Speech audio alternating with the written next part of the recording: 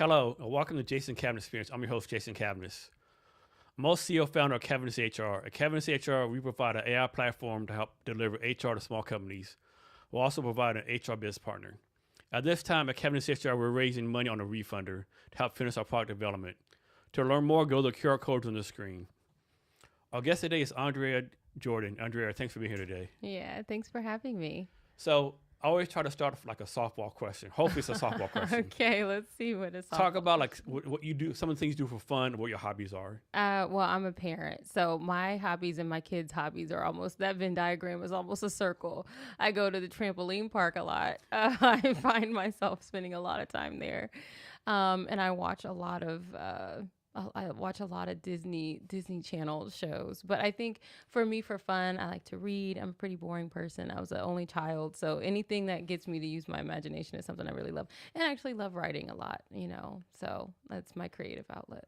I tell you, you don't look boring. You don't look like a boring person. Thank you. You very look like you're much. pretty creative, pretty fun to be around. I try to be fun, and it's funny because I've spent a ton of time. I mean, like an inordinately large amount of time doing my startup stuff, but I find that it is my creative outlet right now. So I still feel like a creative person, even though I'm navigating this space. So this might be a mess up question, and you probably won't be able to answer. But I don't have my little kids, right? Uh-huh. It always turns out my kids' friends' parents end up being my friends. But a lot of times, like, man, what's it for my kid? I want to be hanging out with you. Do you see that sometimes? 1,000%. Like they say, being an adult and making friends as an adult is really challenging.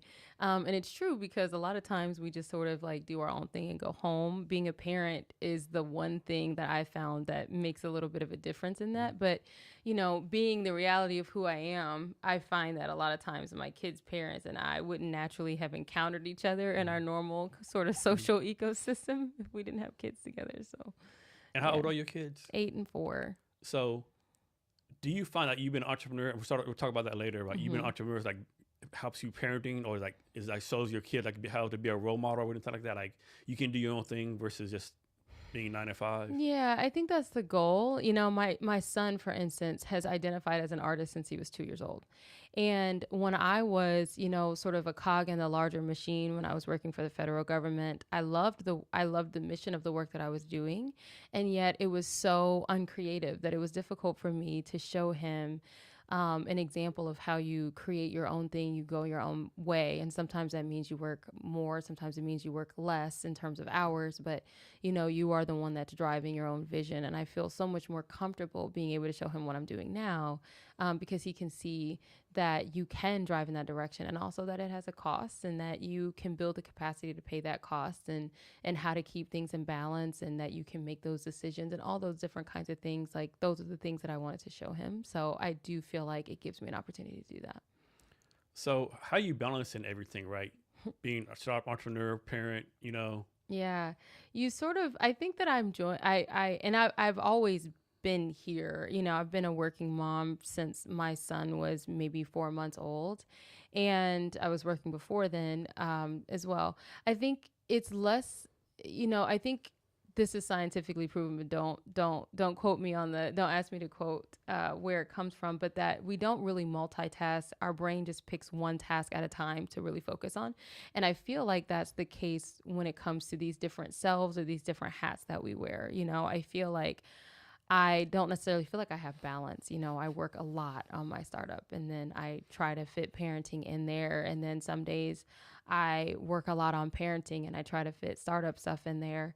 And I don't necessarily feel like I have a really good balance of doing all the things at the same time. I just try to keep why one matters to me in mind when I'm doing the other one all the time. And that's how I feel like I can reach internal equilibrium, even if the balance between how much time I spend doing one or the other is off kilter one week to the next. Why do you think so many of us, like, for lack of a better term, suck at empathy? Like, why do you think someone just like lack empathy? I spend so much time thinking about this. It's like my favorite subject. I think that we don't necessarily have a very introspective society. And I think that that's really interesting because we have a lot of technology that is so self-focused and self-centered. We place a lot of emphasis on our own opinions. You can go to Reddit and find just like a ton. It's just a veritable graveyard of opinions, right? We are focused on our own perspective, but the reality of ourselves is something that we often leave behind in that conversation. There are not really a lot of tools that help us really, really dive into the heart of like, who are we and why are we? And I think without that perspective being really developed internally, it can be really difficult for you to then try to touch that reality in someone else. And so we have a lot of opinions and we think we know the facts, and those things can butt up against other people. But truly recognizing that you have a perspective and a set point and all these things that make sense to you and that someone else does too, and then being able to meet them in that space, we don't have a lot of emphasis on that. Can people like learn this skill later on in life? Absolutely. I think one of the things I'm learning about empathium and why we can be a really impactful solution to traditional learning and development spaces and frontline care spaces is that I think that the open category is that we're still treating emotional intelligence like it's a personality trait and not like it's something that you can learn, but there are actual empathy assessments. There are ways that you can sort of operationalize what does it mean to be an empathic person. And I think, again, it's empathy as a base, but it's also relational intelligence. It's all those things, right? And when you combine that, that is something that can be assessed. And if it can be assessed, it can be learned. Is there anything out there that says like, if you're introvert or extrovert or like a Myers-Briggs thing, or you're more emotional, more angry, that you tend to be more empathetic or less empathetic? I feel like there are definitely correlations between personality assessments, personal assessments, your astrological horoscope, all those things that are going to tell you where you sit on that spectrum of, what's your natural set point. But I will say that empathy is not necessarily like the end goal too, because as one of the things that I've been learning in terms of supporting people in the frontline care workforce, for example, is that an overemphasis on empathy personally can also lead to burnout at the same rate or sometimes quicker than someone who is not naturally empathic and then also burns out or, reaches that space. So I want to say that empathy as a spectrum, yes, that's true. Some people are more inclined, some people are less. But in terms of what it means to successfully and sustainably connect with other people in a way that allows you to stay in the work and allows them to get value from the work that you do with them, it's not necessarily like empathy on one end and like a lack of empathy on the other.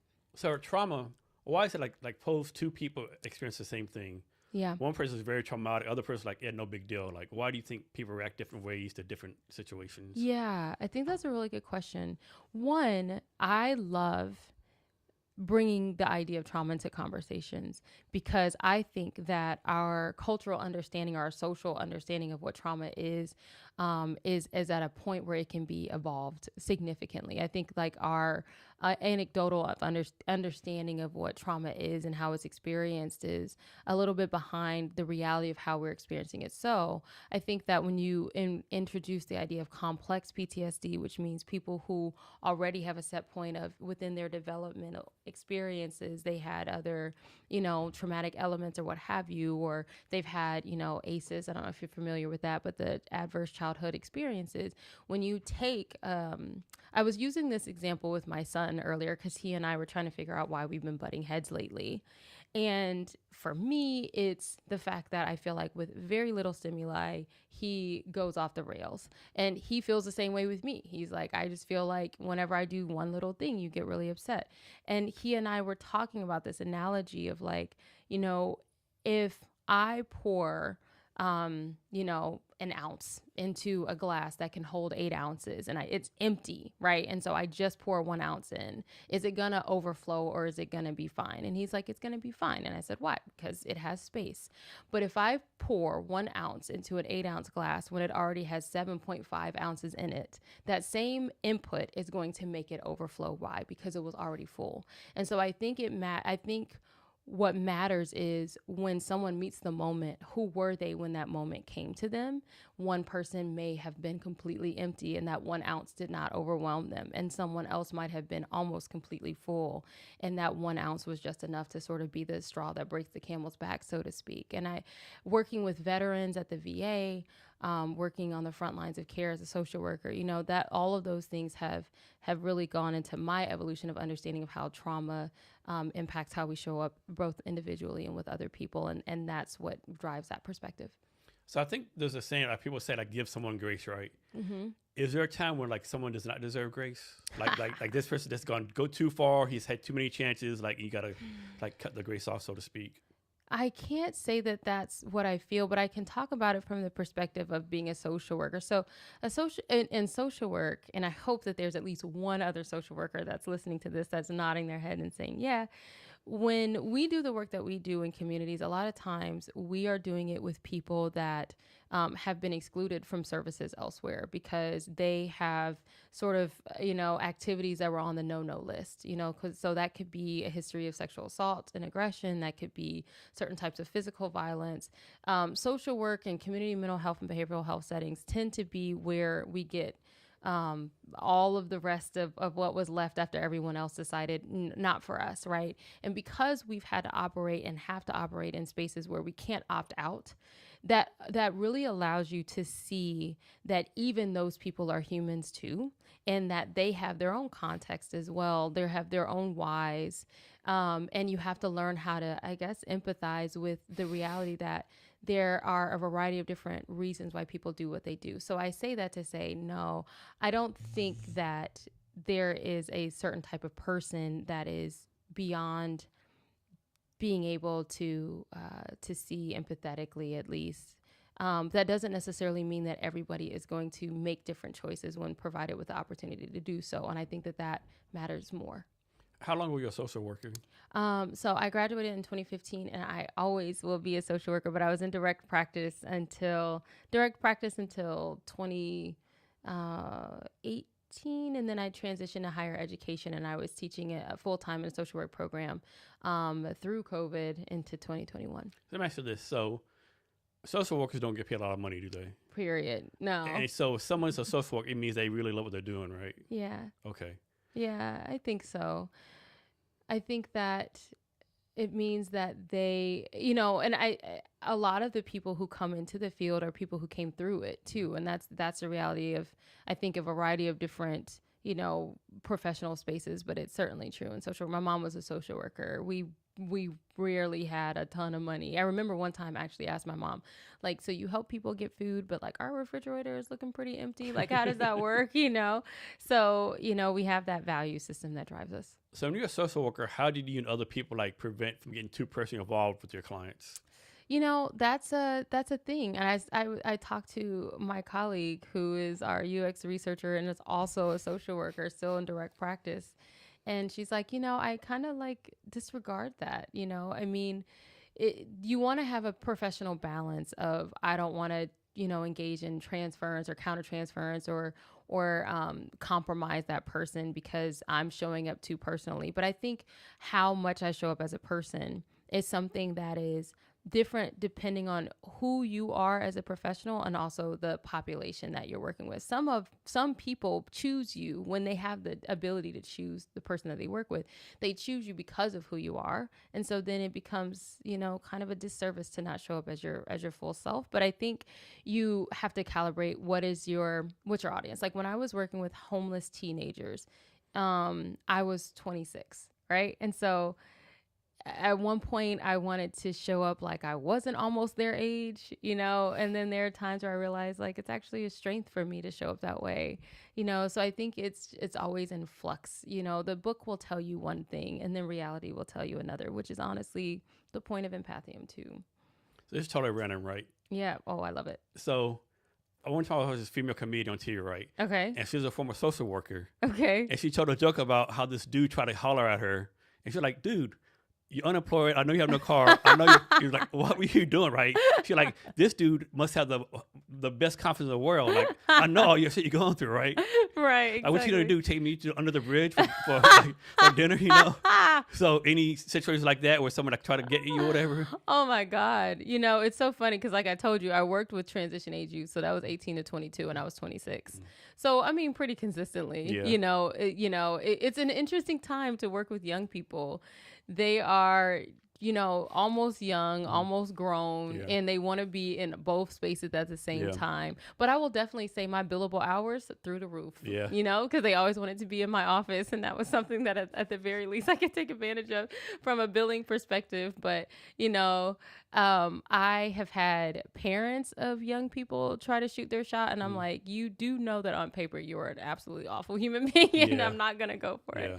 And then I think, I don't know. It's an interesting time of self-awareness. You're encountering them there. You have a lot of power in that situation. And that's also what they're responding to. They're not necessarily always responding just to the reality of you. So you sort of have to like let your ego go a little bit. But yeah, it's happened on occasion.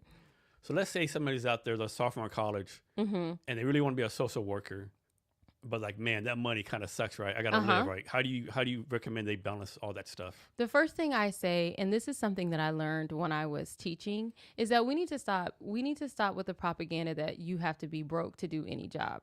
Because I think that does social workers and social work students a disservice. And I think it sets them up to be taken advantage of by employers or organizations that maybe are not, that they don't necessarily realize the reality of what we need to do to be able to survive. So for instance, my first job out of my master's program, how much, I'm going to ask you a question now. If I were to say I got paid a significantly and crazy low amount of money, what ballpark it for me? I was 25. I graduated with my master's degree. How much do you think that they And how made? many years of work experience did you have? At that point, 1 year. Okay, but nothing related to your master's though? No. But I had And where you at? Like, what location? I was in Ohio. Ohio. How much do you think they paid me? And and the job was a social worker job? Mm-hmm. I'll say 48,000. Oh, wow. That was so generous. Lower. I'm going to give you 2 more guesses. 36? Nope. 24? Nope. I got paid $19,000 a year. Like, that's insane, right? And they were like, well, we pay all of your health care. And I'm like, I'm 26. Like, I mean, you know what I mean? And then you probably had to pay the fucking copay and shit. Yeah, you know what I mean? So it was like... And then if you had a health care, they probably deny it anyway. I know. So it's like, I say all of that to say... The thing I would say to a sophomore is go in recognizing that if you do not care for yourself, you will not be able to care for other people sustainably. That's a lesson that I'm still taking now, even in the startup space. So, there are other jobs. There are jobs and there are ways that you can do this work and also be able to take care of yourself. Don't limit your idea of what it is to do this work to just direct micro practice. You can go into macro, you can go into meso, those community spaces, you can go into for-profit and not sell your soul. And you can also come over to the tech side because they need us here. So how did you protect yourself against burnout, and how should other people protect themselves as burnout? Man, so that's a really interesting question now that I'm quote unquote not in the social work space anymore, but I'm also in startup space where I'm working 68 hours a week and also parenting 2 small children, single. I don't know.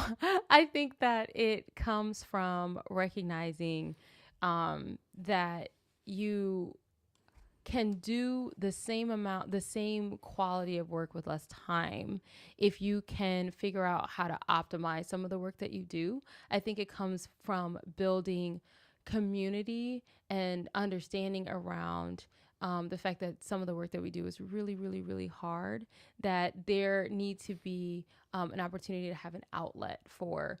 So if I'm 7.5 ounces in and I know that one other thing is going to take me over the edge, I need to be able to have a way to empty myself. I need to be able to have something that I pour myself into, whether that's my supervision or that's my community or what have you. I think it's also having the permission to say what is enough right now and what is the limit of what I can do. But I think that reducing and preventing burnout is on the impetus of the organization and the company in ways that we haven't necessarily taken on. There's a there's a bit of a conflict because you have human beings that want to come and do the work. They're here because they want to be here. But then, you have organizations that don't necessarily understand or sort of support the reality of what that costs. I'm seeing it in community health centers. I'm seeing it in hospitals.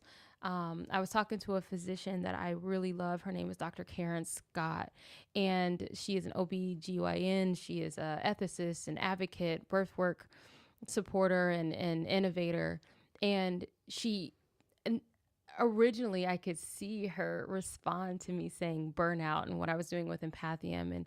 And I was like, tell me about that flinch that you just had. And she said, it's not burnout, it's moral injury. I think that we have to recognize that limit that we come to is being contributed to in a variety of different ways, right? Like sometimes it's too much work and not enough time. Sometimes it's unrealistic expectations from organizations. Sometimes it's I don't have the supervision that I need to be able to support the work that I'm doing effectively so that I can do work efficiently over less time. And sometimes it's the space that I'm in and is not really necessarily morally aligned with why I came in to do this in the first place. She came in to be an OB/GYN to help moms and babies and birthing people. And then she came into the reality that being a physician meant navigating insurance and hospital systems and not necessarily the patient. So, I think that we just have to develop more language around this idea and what it is that is driving us out of the spaces that we came into with all of the best intentions, and then be able to have a nuanced conversation about it. So do you know, I'm going to say her name wrong, Nicoletta Bocano? No. Oh, wait.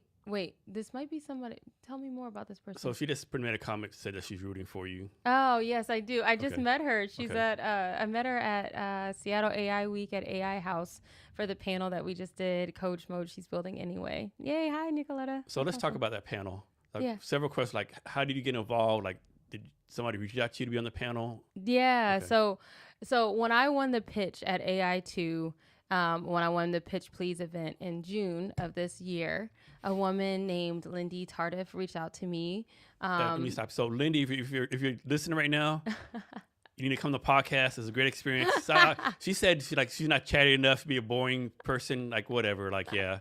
So help me influence her to get on the podcast. Oh yeah, she's amazing. Yeah. Oh my God. She's like, yeah, I won't talk enough. Okay, I'm sure. Yeah. No, I think she was the one who facilitated the panel. Yeah. I think she would be fantastic. Yeah. So she reached out to me to say congratulations, and it was a really wonderful message. We went back and forth, and then months later, she reached out to me and said, "Hey, I'm with Women in Tech Seattle, and we really want to do this event for Seattle AI Week, and would you be interested in joining us?"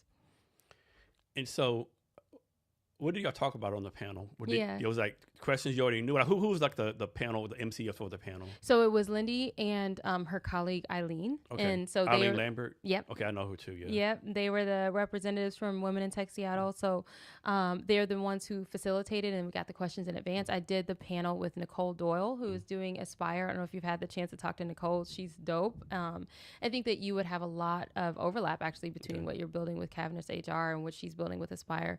And then Danielle Danchi, who is building Mirror AI and she's incubated at AI too. So these were the other two people I was on the panel with. So between us, we decided Lindy sort of gave us the direction, and then we chatted about the questions in advance and that kind of thing.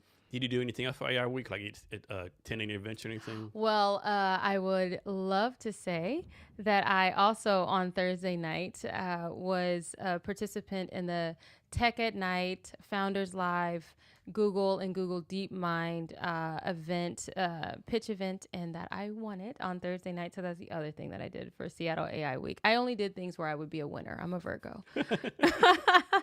I'm kidding, but no, it was a wonderful experience. Living in Tacoma does sort of make it a challenge, right? Yeah, but I'm glad that I was able to participate in those two events. Yeah, I mean, because like I usually catch a train or bus from down there. But the thing is, like, for the network events, they're usually after 6 p.m., right? Yeah, and exactly. Then, and like, there's a 594 bus, right? Sometimes not the best bus to ride at night, right? It's like, it can be like, okay, so there's some characters on there, so to speak, right? I know, yeah. So do you really want to drive all the way up here and, like, pay for gas and parking? And parking parking is insane, but, and I almost didn't get my car out that night. Mhm. And it was like, I don't know. It was like, it's always shenanigans when I have to come up here and park for some. Oh my God. I just realized I didn't pay for parking here. I hope I don't. So I tell you what, here, we play like a parking lot. We play Parking Street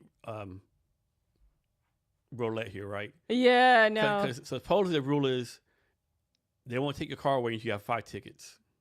Okay. Yeah, so usually I get 2 or 3 tickets and I pay them off, right? Okay. And sometimes I go down there, no ticket. Sometimes it's, yeah. Yeah, well, I'm about to pay real quick. Okay. Okay, because I just want to make sure. Wow. $39. When they ask you, like, how much are you... I had an investor question that was like, how much have you put into your bootstrapped product? And I'm like, are we counting all of the dollars, right? Because I'm just going to add this little $39 to it. Yeah, exactly, right? And they say, you can't count your time. Okay, I can't count my time? Like, why not? Wild. Yeah, like, that to makes me it's no wild, sense. yeah. I mean, we're both pretty talented, right? I think I'm so. sure we both charge a lot of money, Yeah, I was literally having this exact conversation with another founder on the way up here. And I was like, I got that question, and it's challenging. And I was talking to him about, as an underrepresented founder, all of the factors that go into me showing up in this space. And I can't speak to how anyone else shows up. I can just speak to what it costs for me to be in this space. And so when I got that question earlier this week, and it was as if they were expecting just a number, it was difficult for me because I was like, how do I quantify what it cost me to be here? What it costs to take out of your retirement. And so then, when we talk about bootstrapping, like, I don't have a family or friends kind of layer that has all this money. That's one of my biggest pet peeves, right? When people say, "Oh, go to friends and family," I'm like, motherfucker, I am the friends and family. Who's friends and who's family? Can I go to yours? So, exactly. Like, I am the rich uncle. I have no money, right? I'm trying to be the rich auntie for real, right? Like, I'm trying to. That's one of my pet peeves right there. Yeah. So it's interesting. Like, you're trying to navigate your early product. You are exactly where pre-seed is for. And yet, I think that there's an evolution about, coming or in process around like, what does it mean to be at these different stages and what have you. But basically, I find that people look at the amount of money that you're raising and they say, why didn't someone else pick up the early tab? And it's like, who is going to do that? And I think what's important to me about that, and this is what I was chatting with my friend about before I came up here, is, that's the reality of me being underrepresented. So I have a lot of people that come to me and they say, I want to be your champion, or I want to champion, people of color or women in this space or whatever. But to be a woman in her 30s in this space that I've never been in before, it means different things to me than it means to other people. And your championship or advocacy of people in this space has to go beyond just, you're going to be a rapper, a different colored rapper for the same, product underneath. We don't all have the same situations that we're coming from. And that's my strength. That's my superpower. But it's also a reality that I don't know if is necessarily understood with the nuance that it, with the real nuance that it requires. So I know you see all the stats, underrepresented founders, especially Black females, get squat as far as funding, right? Yeah. And actually went down fucking insane low numbers. Mm-hmm. How do you keep yourself motivated fundraising? Because the card is kind of stacked against you, right? Yeah. I am responding to that in real time. Initially, and this is professionally too. I think that there's a lot of code switching that happens. There's a lot of how do I learn the language? It is in terms of being able to get as far as possible. How do I assimilate? How do I kind of learn how to blend in and do that thing so that when someone looks at me or talks to me or considers giving me their money, they can trust that I'm going to act just like someone else would with their money or with their investment. And there's a certain amount of overlap that matters there. But what I'm actually doing in real time is negotiating, how do I show up as my authentic self from -0, -1, the moment before the first moment that I interact with that person, so that we can sort of get it out of the way that I'm actually not any of those things. I'm not any of those people. And if I can't show up as I am, then I'm actually doing, that person a disservice, because all the lessons that I've learned and all the things that make me me are exactly why I'm going to be successful. And and then you just try to find alignment with people that recognize and see that from the very beginning versus trying to convince someone else. But I will say, I've had people say, I want to introduce you to people who also represent people in this underrepresented space. And my challenge is, that's cool. Introduce me to those people, and also introduce me to the people who exclusively fund white men. Because if we can't break out into those spaces, then we're always just going to have this small little batch of people that are kind of investing and looking in this space. And that's also not sustainable. So I'm sure you introduce a lot of people. Talk about when your spidey sense comes on and says, okay, thanks for the introduction, but this might be the right person for me. That's a real complicated question. Because I've had some experiences that are like, oh my goodness.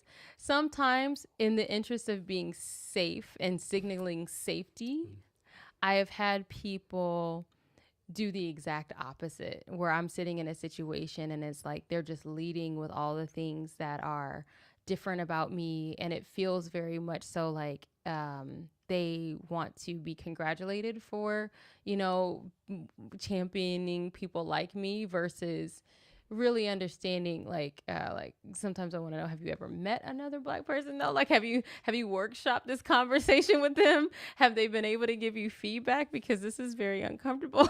And so there have been times where in that sense, it's been uncomfortable, or I've been like, oh, I don't know if we can be, because an investor relationship is like Married at First Sight, or it's like 90 Day Fiance, or some other kind of reality show, Love is Blind or something, where it's like you're going all in on a lifetime or a long time commitment with someone. So you just really want to make sure there's alignment. And there are times where I'm like, can we really work together if this is how I feel in the very beginning, Yeah. So talk some about the advantages and disadvantages of being a Black female founder. I feel like the disadvantages are widely known. And I think that that's just, if people are expecting you to, again, just show up in the space just like everyone else is, but you're showing up with a little bit more melanin, then they're going to be disappointed, and so are you. But my advantages are many, I am someone who is very strong in my ancestral practice, and so I honor my ancestors often. And I think about how they show up in my life and in the way that I do what I do. This idea that I'm going to do it anyway. Even the title of the panel that I was on, she's building it anyway. That I'll do it, forget it. Like, I know that I'm not going to necessarily be able to rely on someone else to do this thing for me. I'm going to build the skill set to do it myself. I come from a long lineage of that. I think your character is developed in that way.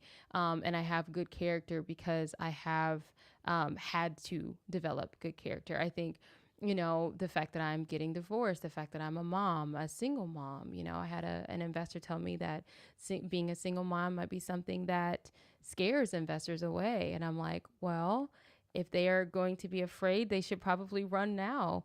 But if they aren't and they stick around, then they can recognize that that's how I know that I can be resilient. This matters to me from moment one. So advantages, I have a strong community of people around me. I'm a very community oriented person. Culturally, that tends to be, the way that we operate. I do see that we might be divine nine buddies. I'm very interested in that. I saw that on your headline and I was like, does that say Phi Beta Sigma? Like, what is going on? So yes, I'm an Alpha Kappa Alpha woman, that we have so many different elements of our culture that are around helping each other. I'm a part of the C619 incubator, right? That just started here in the Seattle space. Again, all around that idea that we lift as we climb. That's something that is a cultural value, and I bring that to this space. And then just, being a Black woman is dope. Like, I think that the way that we move, we don't have the opportunity to take the path of least resistance. So what you're going to get from me is going to be excellence. I don't look at a task and think, what is the what is the least amount that I can do to be successful at doing that thing? I think what is the most excellent way that I can execute that thing? Because I haven't really had the opportunity to do anything less than that, but I've built that as a core tenet of who I am. So I don't know. I invest in more Black female founders. You're going to get amazing companies, amazing exits and returns. Talk about this incubator you just said, because I don't think I've heard of this incubator yet. Yeah, so it's called C619. It's a new initiative by Arif Gersel, and Okay, I know he's coming on the podcast next week. Yeah. Oh, Yeah. really? Yeah. So he's going to talk all Yeah. about it, and I'm really excited about being a part of Cohort Zero. I have attended events at the union and with PACE before, and I love that they have built a space that is that they have evolved in their journey to be able to now host and create a home for other Black techies in the Seattle ecosystem. I'm really excited about being a part of it. So what do you expect to get out of this incubator? So first of all, what I love about it is that we're called Cohort Zero, but Arif is clear that it's not necessarily going to be a cohort model. He's been involved with, I believe, Techstars and all these other types of incubator spaces. So he's seen the ways that they can be run. And this isn't something that just runs for 12 weeks and then we're done. He has really calibrated each journey to be very specific to where you are.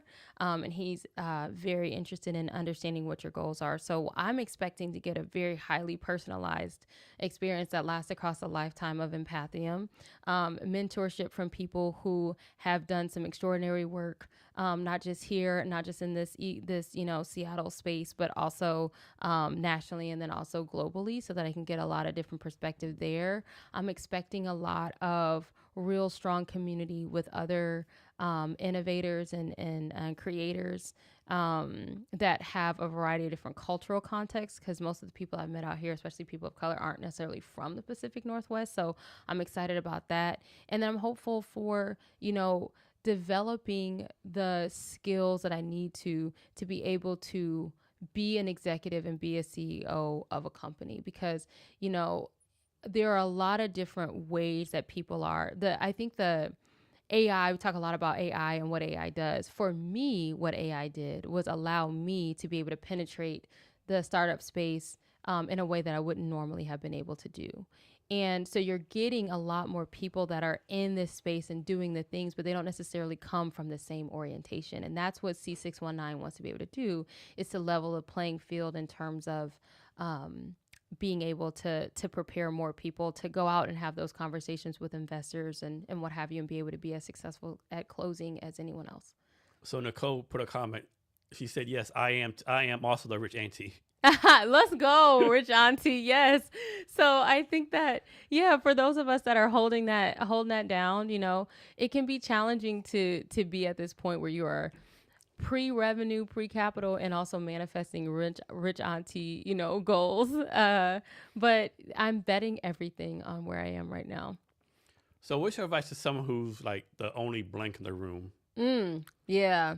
First of all, I will take a cue from Danielle. So Danielle was talking about, was on the podcast was on the panel, and she was talking about how she was in this space and she knew it was going to be all men. And so instead of trying to blend in, she wore this like really brightly colored dress, because it was like, I'm going to own the fact that I'm the only person in that space. And I was just having that conversation with someone on my way up here. When I'm the only person in the room that is representing a certain thing, I just like to let you know that I'm here.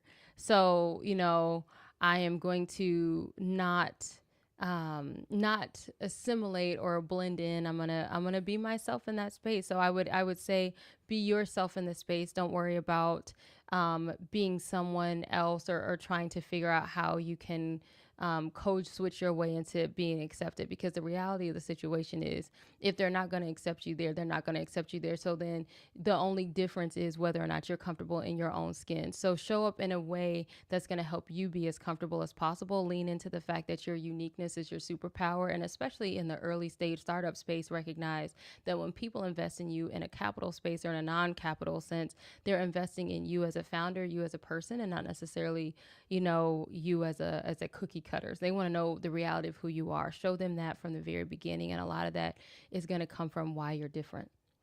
So let's go back to mental health, right? So I'm Generation X. One thing I like about the new generations, the focus on mental health days, taking care of mental health. On my generation, you're depressed, slap, now you got something depressed about, right? Like it was totally different, right? So I do like that. However, you can't have a mental health every day, right? Like there's some goodness Yeah. in building up your mental capacity, Resilience. right? So how do Yeah. people balance that? That's so funny.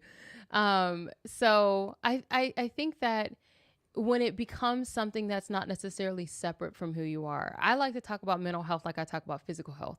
So every single person has a state of physical health that they're in, right? And it just sort of goes along with the territory of who you are. You navigate every moment of every day based on that, right? Like if I knew that when someone offered me a drink, if I had, something wrong with some part of myself where I couldn't accept that, then I would just be calibrating that reality into the decisions that I make. And I think that we tend to treat mental health like it's something off to the side. I'm going to work on that with my therapist if I can afford it. I'm going to work it out some other way if I can't. But it's not necessarily integrated into our everyday. And then it becomes something that we have to take care of separately.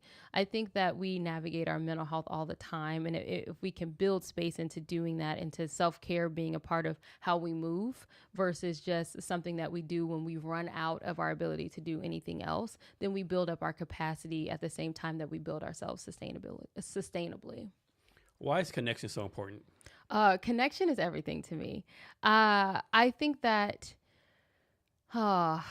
we are, as human beings, we rely on connection. Like newborn babies will die if they do not have a certain amount of connection at the very earliest points in their lives. And I think that tells us everything that we need to know about what it means to survive as human beings. So I think we underemphasize it while simultaneously valuing the false metrics around connection. So you look at someone's LinkedIn follower list. Yours is very impressive, by the way. You have like 22,000 people.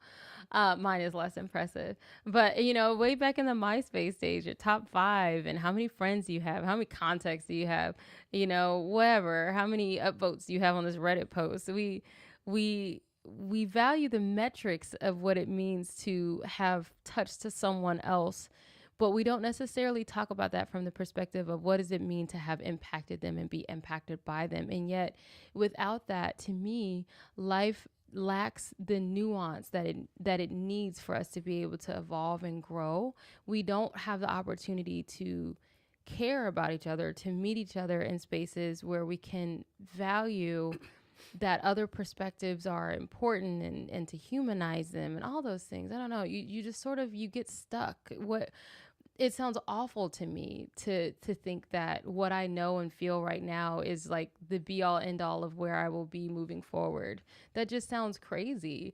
And it's my connections with other people that allow me to evolve and grow. And I hope vice versa. So I think you'll laugh at this, right? So I'm an introvert, right? So during COVID, everything's like, man, yes, no people, no what.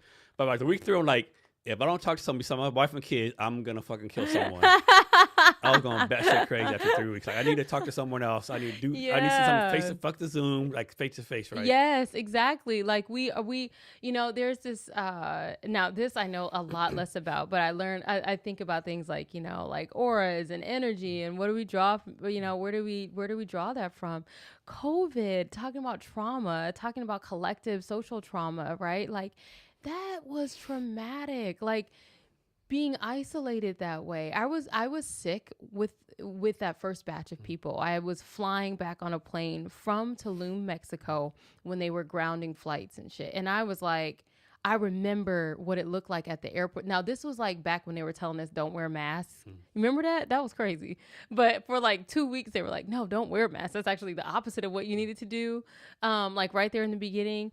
But I remember, so coming down on the flight, I was taking a late honeymoon with my my spouse. And so coming down, it was like, okay, we were there for a week, but coming back, they weren't letting cruise ships dock. And the airport just looked crazy. I remember seeing this girl like laid out on the floor and I was like, she looks awful. Like these are the people that are going to be on the plane with us.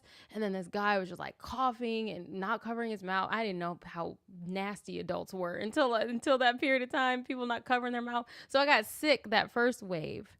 And that to say, I had a 2-year-old at the time. And I had to quarantine for 14 days in the room. So we're already in the house. And now I was in one room of my house for 14 days. And my son was just able to talk to me from the outside of the door. It was crazy. I thought I was going insane. And this is somebody that's as an only child, and I really value my own space.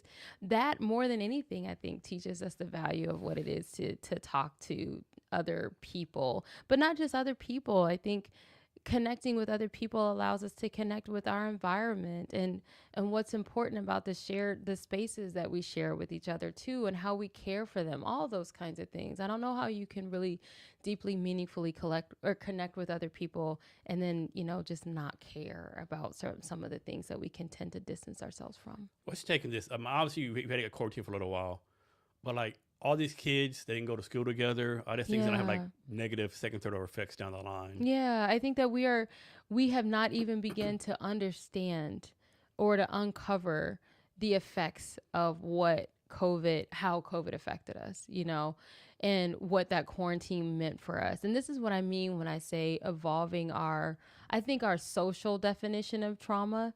I can't lie though, like I have an 8-year-old, I have a 4-year-old. I remember my son going to school. Now, he didn't go to any sort of in-person school before then anyway, because number one, because he was so young. Number two, I was working in higher education, so I could stay home with him.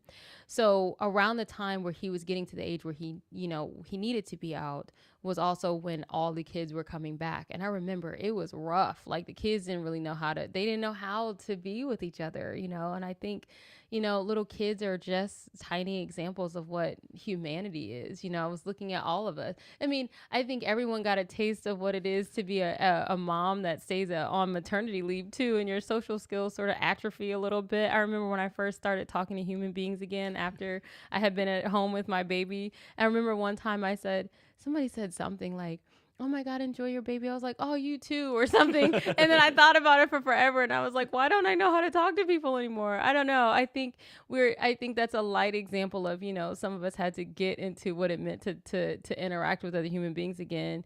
But I think it had some costs that we've yet to start to tally. I also think, though, that it was an opportunity for us to really dig into our own thought processes, to quiet everything down, to get out of the grind of the habits that keep us so stuck. From a time perspective, we can't get out of them. We can't take time before we have a commute, before we have to drive, before we have to work. We have to work for so long. Then we have, when we're stuck in that grind, you don't even have time to hear yourself. I certainly heard more of myself because of COVID, and I made some major life changes because of it. Another tip might be a negative from that. Like a lot of people, like, you know what? I still love you, but I learned I don't like you, right? For both their spouse and their kids, right? And people are like, I love you, but man, I'm learning like I don't like you. Yeah, I'm learning that I love myself, but I don't like myself. Mm-hmm. I don't like the way I'm showing up in the world. I definitely think that, I am getting divorced now. And I mean, a part of that was being able to take some time to really hear myself. I think when you're too distracted because there's so much external noise, it can be difficult to hear your own truth. And I think that truth is sometimes ugly. I think that truth is sometimes exciting. Maybe it's both. I know that I was in the middle of quarantine. It took me 7 days to realize that the 9-to-5 work day was some bullshit. Mm-hmm. That the lie of this is what it means to be a productive adult is something that benefits other people much more than it benefits us. And I certainly wouldn't be here as a startup founder years later if I hadn't had some of those first seeds of dissatisfaction in the way that I had been moving planted in me at that time of deep, deep introspection. So you're building an AI company, correct? Yes. And I don't think most people know how much energy or data or whatever AI uses. Yeah. So how you like grappling with all the energy you're gonna have to use for AI company and be like as sustainable as you can? Yeah. So I think about that all the time. I think about AI. AI is not just a series of things that make things easier. It's an infrastructure. It has its own costs. There are structures associated with it, just like there are with a lot of different things. And I have 2 small children, so I have to look them in the eye and tell them how I moved through the world and how it changed or impacted how they're going to be able to move through the world. I think about that literally every time I'm like, oh, I don't want to recycle that box. And I'm like, nope, you're going to have to look Judah Nova in the face and talk about how you showed up. I think with AI, what I like about it is the ability to learn and scale. What I love about Karan Patel, my co-founder who lives in New York, which is way less awesome than the best coast of Seattle. But what he and I talk about a lot, and with him being a machine learning engineer, we're able to really get far in that conversation, is AI isn't everything. And so, like, how do we use it in the bare minimum amount of way to meet our actual goals? And then what of those goals can be met literally any other way? There are so many different things that technology can do in terms of natural language processing and machine learning that don't necessarily need AI once we've used it enough to understand and to scale and do those kinds of things. So I think a bare minimum amount. There are also a lot of different ways, and I'm not an expert in this, but it's something that I've built into our organizational culture values of how do we balance that? What do we give back? You know, what are the spaces that are focusing on sustainability? And I don't mean plant a tree every time you make a prompt, but I mean like in a realistic way, what does that mean? Are there certifications that you can get so that you can have sort of like the solar panel equivalent of AI usage, right? Like I'm interested in that. If somebody's listening and knows of ways that we can do that, please let me know, because it is important to me. That is a part of connection. I don't necessarily just think about connection as what's happening between me and another person in this moment.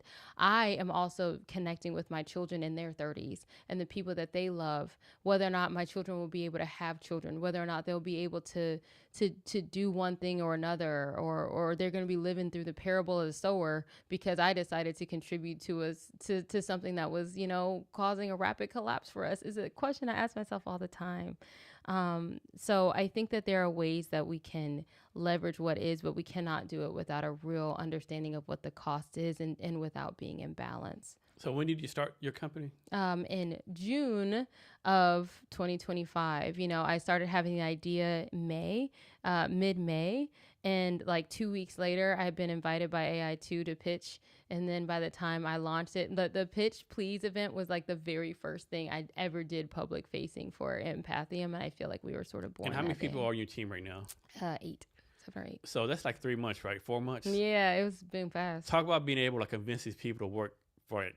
You know, yeah. I always joke around, like, you know, they say, you know, have somebody join you, come to equity, you get all this money. I tell people, like, hey, me telling them you get your equity is just like me telling you that pot of gold and rainbows are yours. That's exactly. probably ain't going to happen. So how do you convince these people to help you out, so to speak? You know, my Karan was just asking me, he was like, how did you assemble the Avengers? Like, how did you manage to do that? I found that when I lead with the reality of why empathium is important to me, it's not hard for me to find people who also resonate with that idea and that mission. And that's why the people that are truly rock stars in their own way have joined us when they have. And I'm grateful for that. You know, I've invited people for equity, but the people who have come alongside, Elizabeth Erickson is one, right? She's an amazing person. Adam Erickson, who came to me through Business Impact Northwest and stayed with me. Oh my gosh. He just texted me. That's funny. He sends me random YouTube videos with songs every day. But Adam Erickson was my business coach. He could have just stayed in that space, but he went above and beyond that and actually became our first angel investor because he deeply believes in what we're doing. I think that that's a benefit for empathium, is that you can get people who believe and they can invest of themselves in that way. It can also be a challenge because, you know, we don't have the same structure as an AI for CRM that can scale fast and make people buku money. And they know by month 2, we have $500,000 ARR or something like that. This is a slower thing. We need patient capital, but, I've been grateful. I can't even take credit for it. I mean, I think that it's just been a network effect thing. I think it's an energetic alignment. And I also think that there are people who are really, really good in the world that want to do more than their current companies or organizations are giving them the outlet to do. And so you consider yourself a tech founder or a non-tech founder? Non-tech founder, for sure. So how do you, and I guess your co-founder does all the tech stuff for you? Yeah. Like, how do you make sure like he's doing the right thing? Like me, I joke around, I'm the most non-tech person you meet, right? Right. Like I know how everything works. Yeah. But you say, Jason, code this for $1,000,000. I'd like keep your money Right, right. 'Cause it right, should happen right. Well, right. me and Lovable, we can do some stuff and Lovable is things. pretty nice, right? Yeah, right. Claude, the thing is, the first thing that I'll say, and again, this goes back to how I show up in this space. I don't really like being the person who knows the least about what's going on. So I will educate myself about, what I need to do to get through this conversation. And so that's been helpful because I've learned his language and the language of the people that have come alongside us. So that's helpful.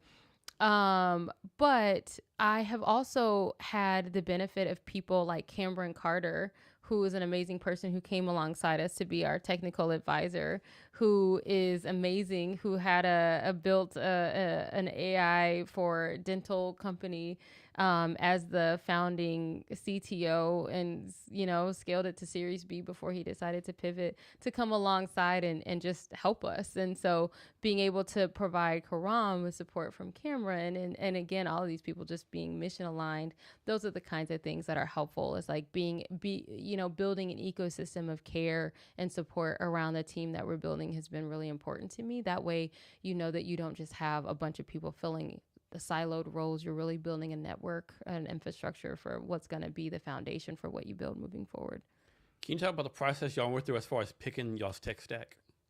So I will say, yes, sure. So with Karan and I was like, what's a tech stack? And he was Exactly like, right, yeah. right. And so we talked a lot about what do we build on?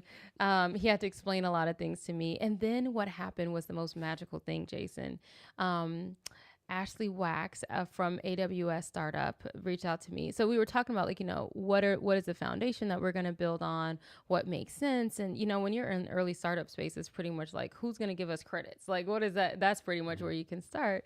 And then I got a reach out from someone literally at the moment that Karan was telling me I'm used to AWS. Someone reached out to me on LinkedIn and was like, hey, she was from AWS startup. And I reached out, we had a conversation, and AWS has offered us actually what is unprecedented in terms of the amount of support that they're offering us as a part of this. We're part of AWS Activate, but they are providing us with some substantial technical support and non-dilutive financial support. That has been a really big driver in, determining what we build with, what pieces, what tools, because they provided us with solution architects that have really been able to look at our entire diagram of what we want to build and then be able to say, you can replace this, it's more efficient, you can do this, you can do this.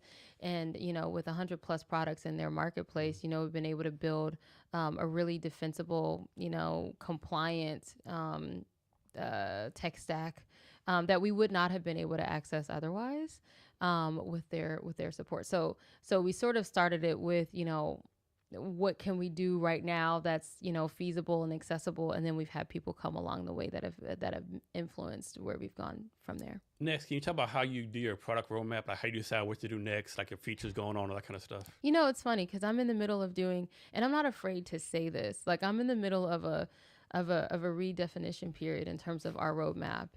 I think that the first thing I'll say is, because of what we're building, I've had to think about what are the pieces that are actually going to help us inform doing that thing successfully. What we're really trying to do is build readiness, not just training.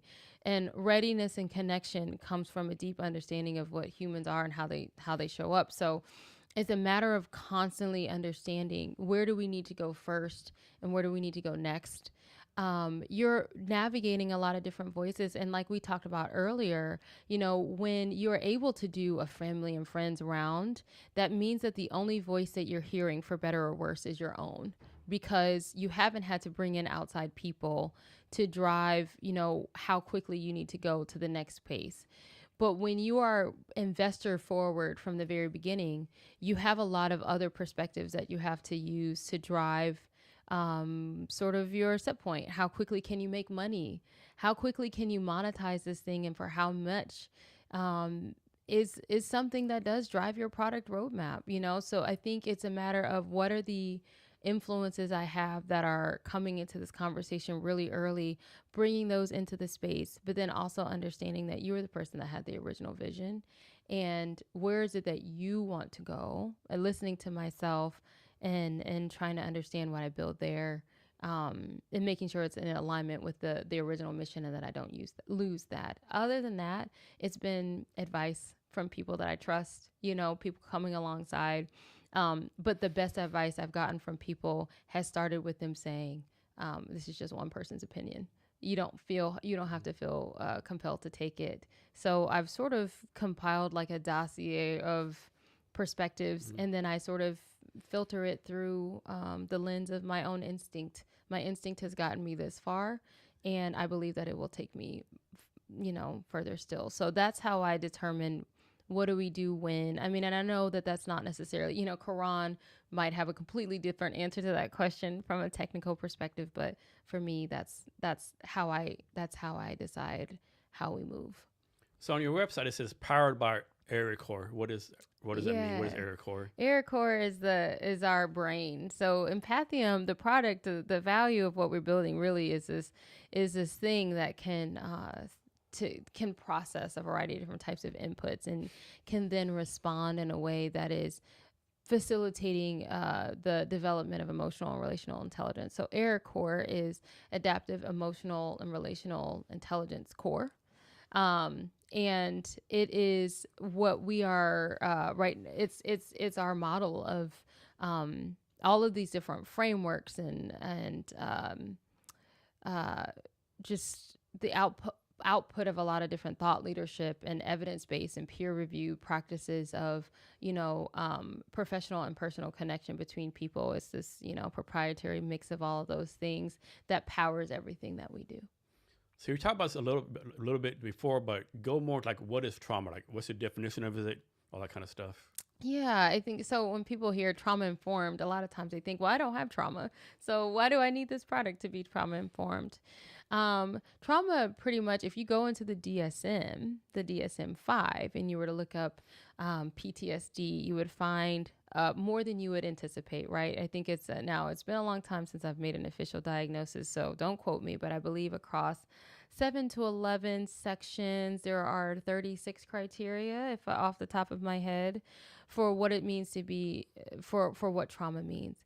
It is so much more than just I hear loud noises and I get nervous because I have this thing that is, this monumental experience that happened in my background. It can be usually with PTSD or acute stress disorder, it's something happened and I really feared for my life, or I really feared for my well-being, or I really feared for the well-being or safety of someone else. That is the kind of textbook definition. But what we're learning is that trauma is all of these.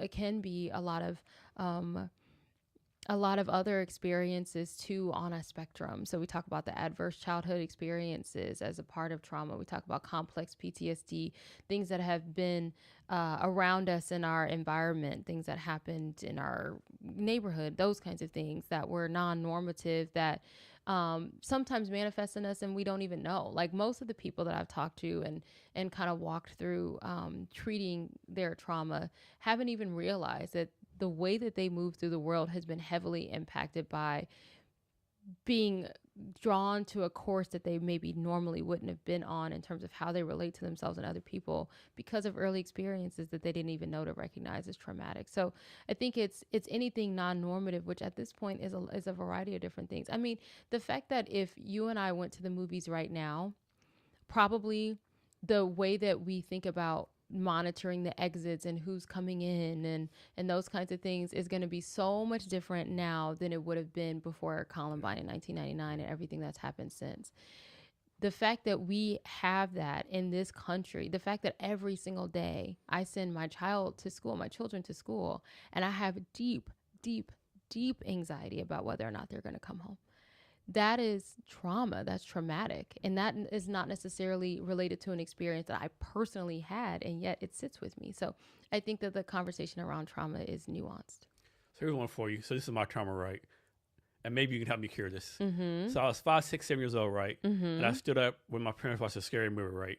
Watched a scary movie, no big deal, whatever, scary movie, right? And so the movie what it was, these people on vacation with their family, and they were supposed to take the road one ahead. They took the dirt road one behind, right? Uh-huh. Take the dirt road. There were like all these demons everywhere, like devils and demons flying around. Uh-huh. I was thinking it was scary. So I went to bed, and like I screaming so loud, my parents woke up. Right, I Yeah. saw the demon coming through the window. Right, Yeah. it's like, and even my mind now is like, my mind says, no, Jason, that shit was not a dream. That shit was real. Right, Yeah, I can see it in your and so eyes. like I see like the demons come through. Like even all these layers, like still in my green mind, like this shit was real. Right. Yes, exactly. When I was 4, my dad used to watch scary movies, and I remember he worked second shift, and I always wanted to connect with him. So I would just stay up and watch what he was watching. And my dad didn't really calibrate himself for a child's audience, so we was watching Tales from the Crypt and Swamp Thing and all this other stuff, and I would be like, I'm not scared, but I remember being terrified. Like one movie I watched when I was a kid. Now this is one that stuck with me for real. This lady was like, I think she was crazy, and she was, and I say that in the sense that, I mean, I'm a mental health professional, but I think that she was like, certifiable, and she was talking to these fruits and vegetables, right? They were her friends. This was on the Sci-Fi Channel. I don't know if you remember, Sci-Fi Channel used to actually be scary, but she was talking to these fruits and vegetables, and then they were her friends, but she kept eating them, and she didn't want to eat them, so she sewed her mouth together. I'm 37 years old. I'm still Whoa. messed up from seeing it. Whoa, I that's remember crazy. seeing it, right? So I think that like that was traumatizing. I was talking to someone else when I was getting ready to pitch at Founders Live this past week at the Google South Lake Union campus, and she was talking about how she had she was, we have all these tech layoffs that are happening, right? And it's traumatic to be let go when you're not expecting to be. But I think because, many people, that's their livelihood. Like it would certainly be for me. I talk about this as somebody who's exited the federal service because I couldn't stay, right? That was scary. Like I went through a lot. I'm still going through a lot, right? But I was talking to her and it really helped me understand also the impact on those who stay. And so she was saying that she was accessing her employee resources and was sitting in a therapy appointment and getting support. And the person said, that's not burnout, that's trauma. You're traumatized. Like you've been traumatized in the workplace. I think that it can be so much harder to live and be human than we think. And I think that as a mental health professional who navigates, you make diagnoses because something about what's happening is non-normative. What I really learned is none of this is normal. We're living through times where just none of this is normal. There's no such thing as normative. And now it's a matter of how is that non-normative reality manifesting in all of us, and how do we build an understanding about what it means for each person, and then just kind of going with that. So I know some people might disagree with this, but I actually think one good thing about what's going on, a lot of people realize that no one knows what the fuck they're doing, right? This is true. Because in the past, I know this, know that. Like, no, everyone's making up along the way. Like, no one really knows. Like, you get a new role. Like, I mean, none of us know, right? And now we're being honest about that. We don't know that, right? Or do you think that people are being honest, though? I don't know.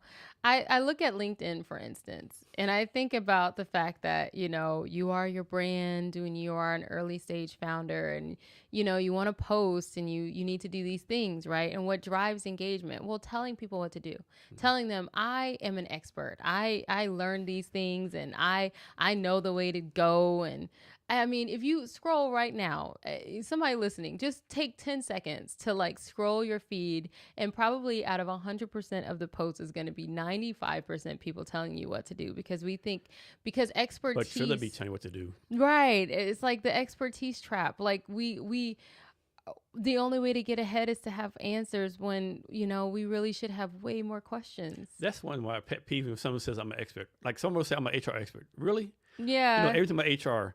Like I see on your LinkedIn what you spent 4 years as a recruiter at some big corporation. Yeah. It kills me, right? Like, I'm not a trauma expert. I'm not an empathy expert. I love it when people walk up to me and say, I've had people come up to me and say, there's a situation I wanted to navigate differently, and it's living rent free in my head because I think I didn't respond with compassion or have you.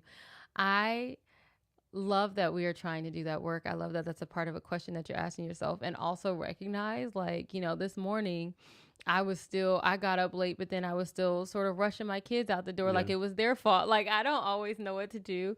I'm one person that's navigating this thing. And I think that it's okay for us to touch grass sometimes and just realize, like, we can have more questions. I think if we lead with questions, questions lead to connection more than answers do.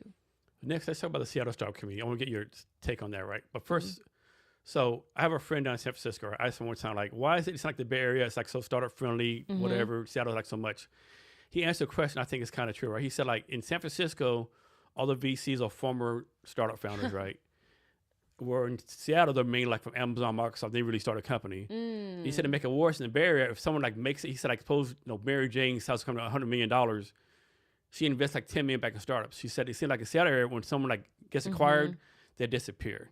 Interesting. That's really interesting. I think, I'm new to this space, so I can't speak on it with any expertise, but I think what they said makes a lot of sense, like how we get started, how you come. And then I think, like, do you identify with the area? Is there a strong allegiance? Like people who are in the Bay Area in the startup space, there's an allegiance with the Bay Area. People coming here, they've come here to these big tech companies from a variety of different spaces, and maybe they don't have that personal allegiance to, or that personal connection to, the people in the ecosystem and what it means to reinvest. The other thing frustrating too, there's a lot of like angels investors in Seattle, and they'll say, "I do this, I do that, I invest." But if you look on Crunchbase or PitchBook, they haven't invested like kind of a long time, right? Yeah, I think Seattle's definition of early is a little late. Like Yeah, it.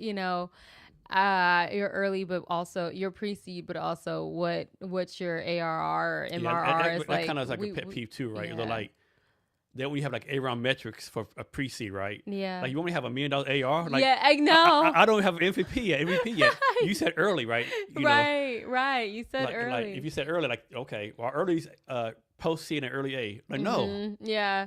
I think I mean, we talk a lot about the Seattle freeze and mm-hmm. that kind of thing, but I do think that one of the things, now I'm a transplant, so I came here from Ohio 4 years ago, and what I'm finding in the startup space, first of all, I will say, it's been very, very, for me, I don't know what my success would look like if I was anybody else. I just know who I am. Right. I know the experience from my perspective, but I will say I have had the warm handoffs I've had have been piping hot, Yeah. right? Like they have definitely opened doors for me and it's been amazing. The people who have come alongside me, like Kate Nolan from Sourdough Ventures, who's an amazing person who just said, I believe in you as a person. I'm going to make some introductions for you. And those introductions have led to others that have had real impact for me. Evan Poncelet with Venture Yeah, Black, every possible, yeah. um, and so it's like those people have been really, really impactful. So I will say that that's also a truth of the Seattle ecosystem is like you have this top layer where maybe people are risk averse and da da da, right? But then you have this growing, thriving sort of undercurrent section of people.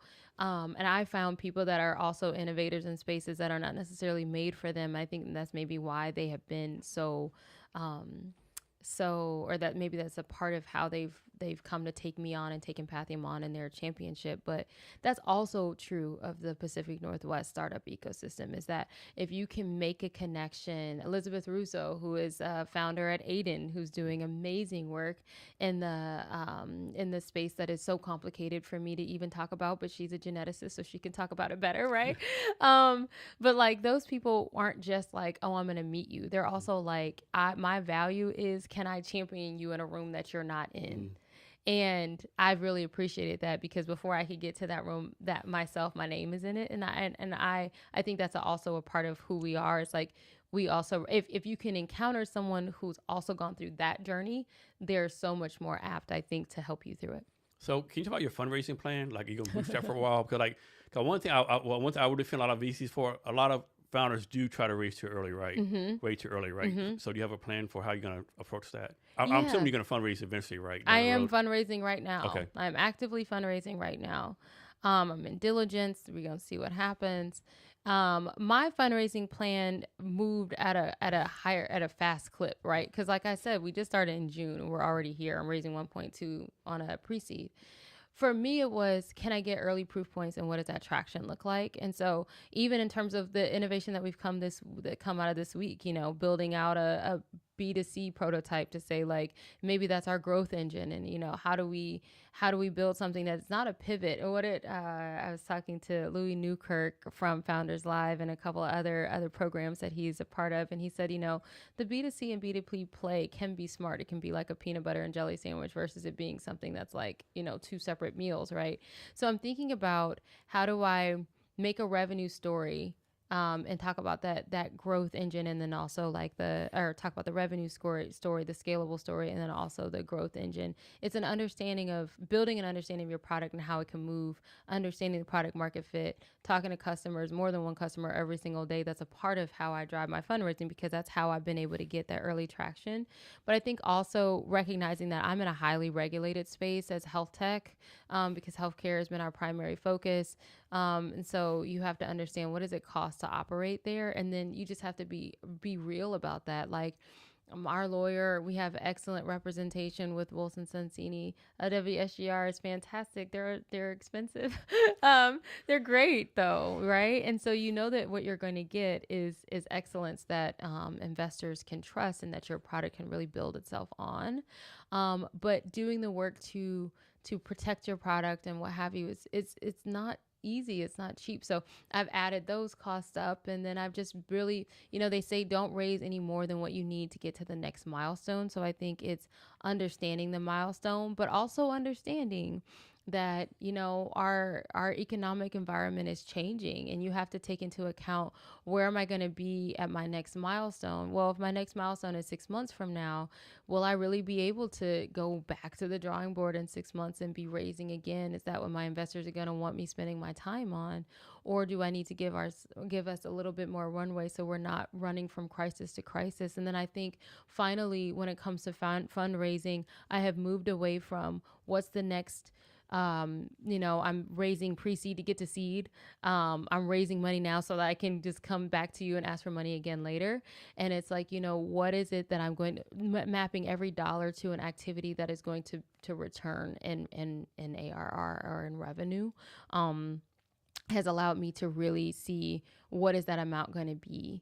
And I've worked with some amazing people who have helped me really understand that story. So the amount of money that I calibrated is perfectly tuned to every one of those dollars is going to return 2 or 3 of them back in the next 18 to 24 months. And here's how that happens. So lots of questions, right? Of course, what you say is what everyone says, right? But Reid Hoffman, the founder of LinkedIn, his philosophy is like, get as much money as you can, like use a moat for your money, the money for your moat, right? Mm-hmm. I'm like, you're Reid Hoffman, right? That's kind of easy for you, right? It is a challenging fundraising environment, right? So talk more about how you came up to 1.2, right? Because a lot of founders come to myself like investors, you tell them, hey, I raised 500,000. Oh, we only invest $1 million. Or vice, okay, I need $1 million. Someone else, oh, we only do 250,000, right? Yeah. And of course, that's usually on their website and stuff, but like it is and it isn't, right? So how do you determine the exact amount? And they say like whatever you determine, like 1.2 million, add 20% to it because the what if factor, Yeah, exactly. So that was how. So I actually came up with like 750,000, and then it was like you add a little bit. I work with. Like I said, I mentioned Kate Nolan with Sourdough Ventures. She made an amazing connection to me with a person who, while she represents, her organization, she really came alongside she's here in Seattle? Me. Her name is Reagan Hart. She's amazing. So not in her. One thing that's saying to me is like, I've been doing this for a while, and like I've never heard this lady's name before. I do tech events, startup events. I'm involved in new tech, all this stuff. Like every day, I learn there's someone new, right? Yeah. Like where the fuck have you been, right? Like where you people hiding at? Like, make yourself more known, right? Well, this is, I think, talking to people who have talked to them, I think is what makes it helpful. But she put some people on my path, and Reagan spent a lot of time with me, like what are you asking for? And she's put Carta data in front of me, and this is how much you should be paid, and this is how much you want to build your compensation philosophy and all those kinds of things. And that really helped me understand, like, okay, so these are the people that you have. How do you pay them? My team, I mentioned a lot of people, and I think that some people might think, oh, that's too many. But for what I'm building, that's what I need. And yet not all of them are going to be salaried. In fact, only like a couple of us are. And then I had to come up with a compensation philosophy that is different, that allows us to maintain our lean functioning. So I'm compensating with a variety of different sources, but you can't go all equity, because investors are going to be like, oh, if you go more than 3% with advisor equity, that's a red flag.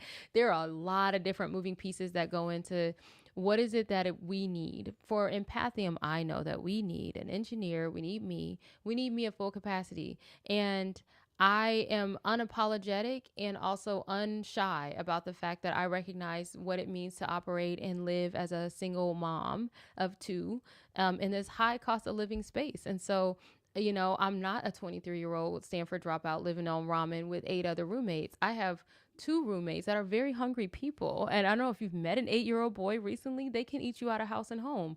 I need to be able to focus on what I'm doing, and not be worried about whether or not I literally am not doing this work, working 68 hours a week and perpetrating the same kinds of trauma that I've experienced from other workspaces where I have been working, and also unsure of what I'm going to feed my kids. That's not going to happen. So when it comes to my compensation philosophy, that goes along with it. We have to be okay. And then it's just a matter of like, what are the other expenses, gaming those out. Like, it's expensive for us legally to do what we need to be able to do safely.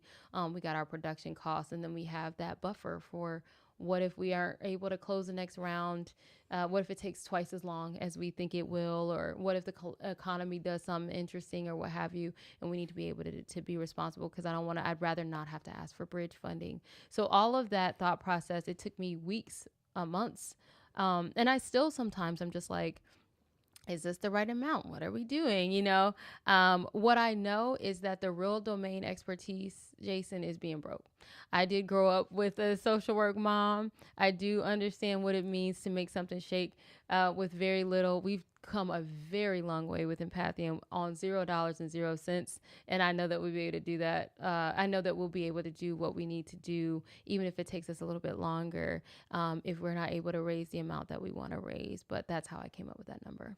So how do you think you deal with this? And this is my own experience, and other founders I know.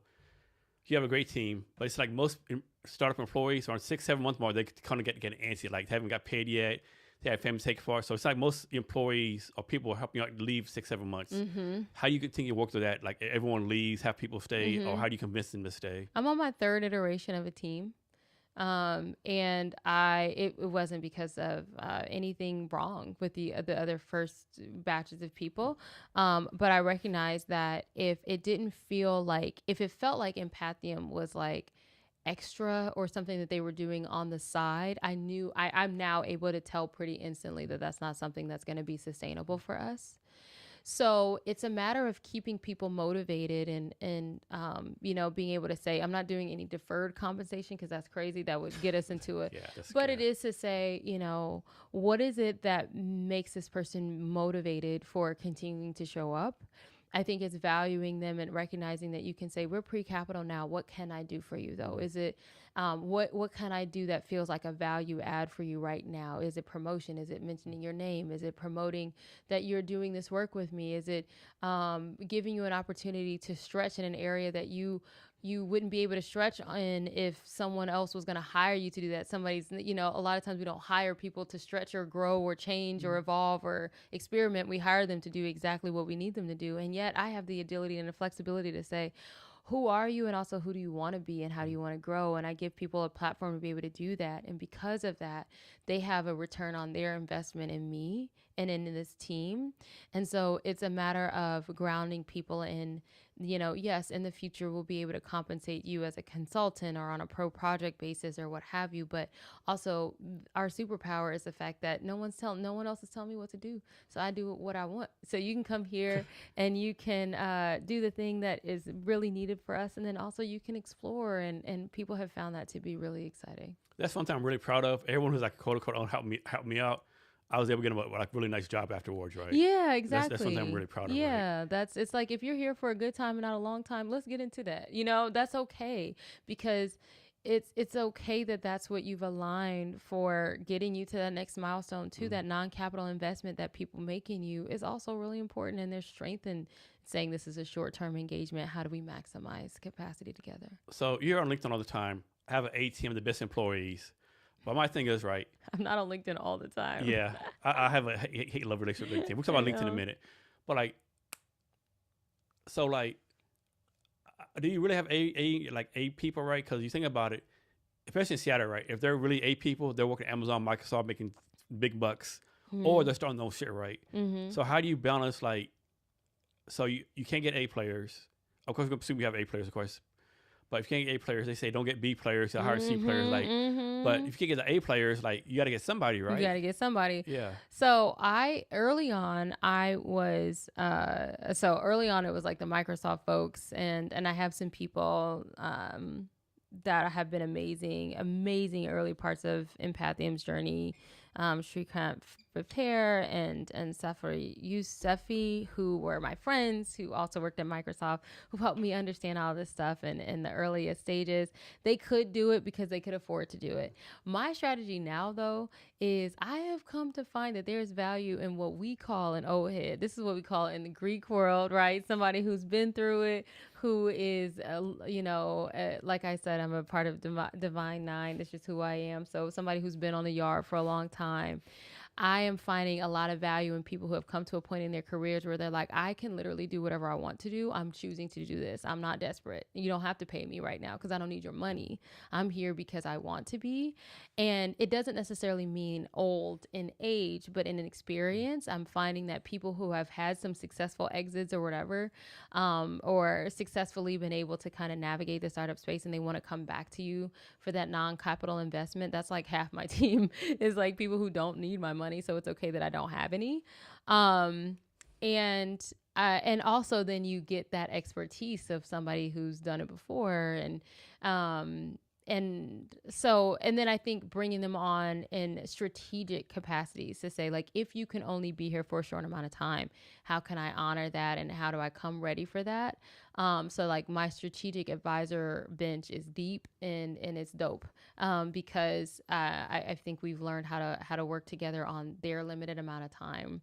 And then, when I was hiring a co-founder for Equity Only, I did not think that we were going to get 96 applications in 30 hours, but we did. And I was like following up with people like, what Equity Only means, right? You mean like it means that this may not even come to anything. So did you use like Co-Founders Lab platform for this? I use LinkedIn. I tried the YC co-founder match. I tried some other places. Now, MeBoss is a startup here in Seattle. And I came to them, but it was like I came to them and they posted it, but actually I'd already found my person by the time, because I just posted on LinkedIn, not expecting luck, and ended up having some. So, but I'll say that there's not really a shortage of people that are interested in doing some work that means something. I think it's just a matter of understanding, is this something that they're doing on the side and it's going to be the first thing to fall away when they have a priority conflict, or is it something that they're deeply, deeply invested in? And the team that I have now, so let me count real quick. 1, 2, 3, 4, 5. Yeah, we're at 7. I mean, they do small batches of work for us that are meaningful, small but meaningful. So you found your founder on LinkedIn, right? Mm-hmm. Talk about, I'm sure, well, hopefully you did due diligence, right? Yeah. Talk about the due diligence you did for this person. I think that due diligence as a co-founder is different. So like I have a bench of people, first of all, because I'm a non-technical person. I was hiring a technical co-founder. Sharna Parkey is an amazing person that I'm connected in community with, who is now with, she's done a ton of work in the AI space. And at the time she was a VP for AI something at DataStax, which just got acquired by IBM. And she came along to just say, here are some things that you should look for. So I had built a bench of people between Harry, Shrikant, and Safara and Sharna, who were able to say, maybe we can't sit in on this interview, but here's what you should look for. And then when it came to evaluating the resumes, they helped me do that. But ultimately, it came down to like feel. When you're building a co-founder relationship, it also has to do with like, is this person going to be somebody that I want to talk to all day, every day for the next 8-10 years of our lives? Is that the person that's going to be there? And, I had gone through a couple different versions of our team, and I knew what didn't vibe. Ultimately, I didn't even necessarily go with the most senior person. I had some people that had some amazing resumes, and I was like, wow, that seems amazing. It's not that Karan's resume wasn't amazing. He's an amazing person. But together, I told him, you and I are in partnership in developing ourselves to do this work. I know that you're the person to work with me. I know that we are able to do this thing together. We're able to be in lockstep with each other. And so that diligence had to be both personal and professional. I found that the personal diligence was more important. Or was as important. So we spent a week working together. What I loved about him was like, okay, you're making your decision, cool. But like, what did he say? What's keeping you up at night right now? And how can I help? And then he worked for a week while I was making a decision between him and a couple other people just to just to help me out, that was when I knew like that's the one. And he's in New York City. Yeah, he's in New York. So a lot of people will say the founding team needs to be in the same location. Mm-hmm. Like, how do you work through that time zone, all that kind of stuff? He stays up late. I get up early. And he's flying in next weekend, and our customer success person, that is a customer success advisor, is flying in from the Bay next weekend too. Like, we're going to have opportunities to have those in-person touch points. But, technology makes it so that, I worked for years with the teams that on a national, working on national healthcare policy stuff or national research policy with the National Research Council with the VA. With people that I never met or barely met or, and yet we knew a ton about each other and we were able to work very effectively. I think it's a balance. So he comes here, he's going to visit, we're going to do that deep work. And also, we just navigate our time zones with flexibility. I mean, it's only 3 hours, right? It's not horrible. It's not horrible. It's not horrible unless we're working really late. We pull all-nighters together, but my all-nighter ends at 7 a.m. and his all-nighter ends at 10. Yeah. And I'm like, oh my God. But we're in it to win it. So nice. So your company, do you have to follow the HIPAA rules? Mm-hmm. HIPAA, FERPA. So there are actually, I told you I have excellent representation. And our sort of compliance lawyer surfaced like 27 different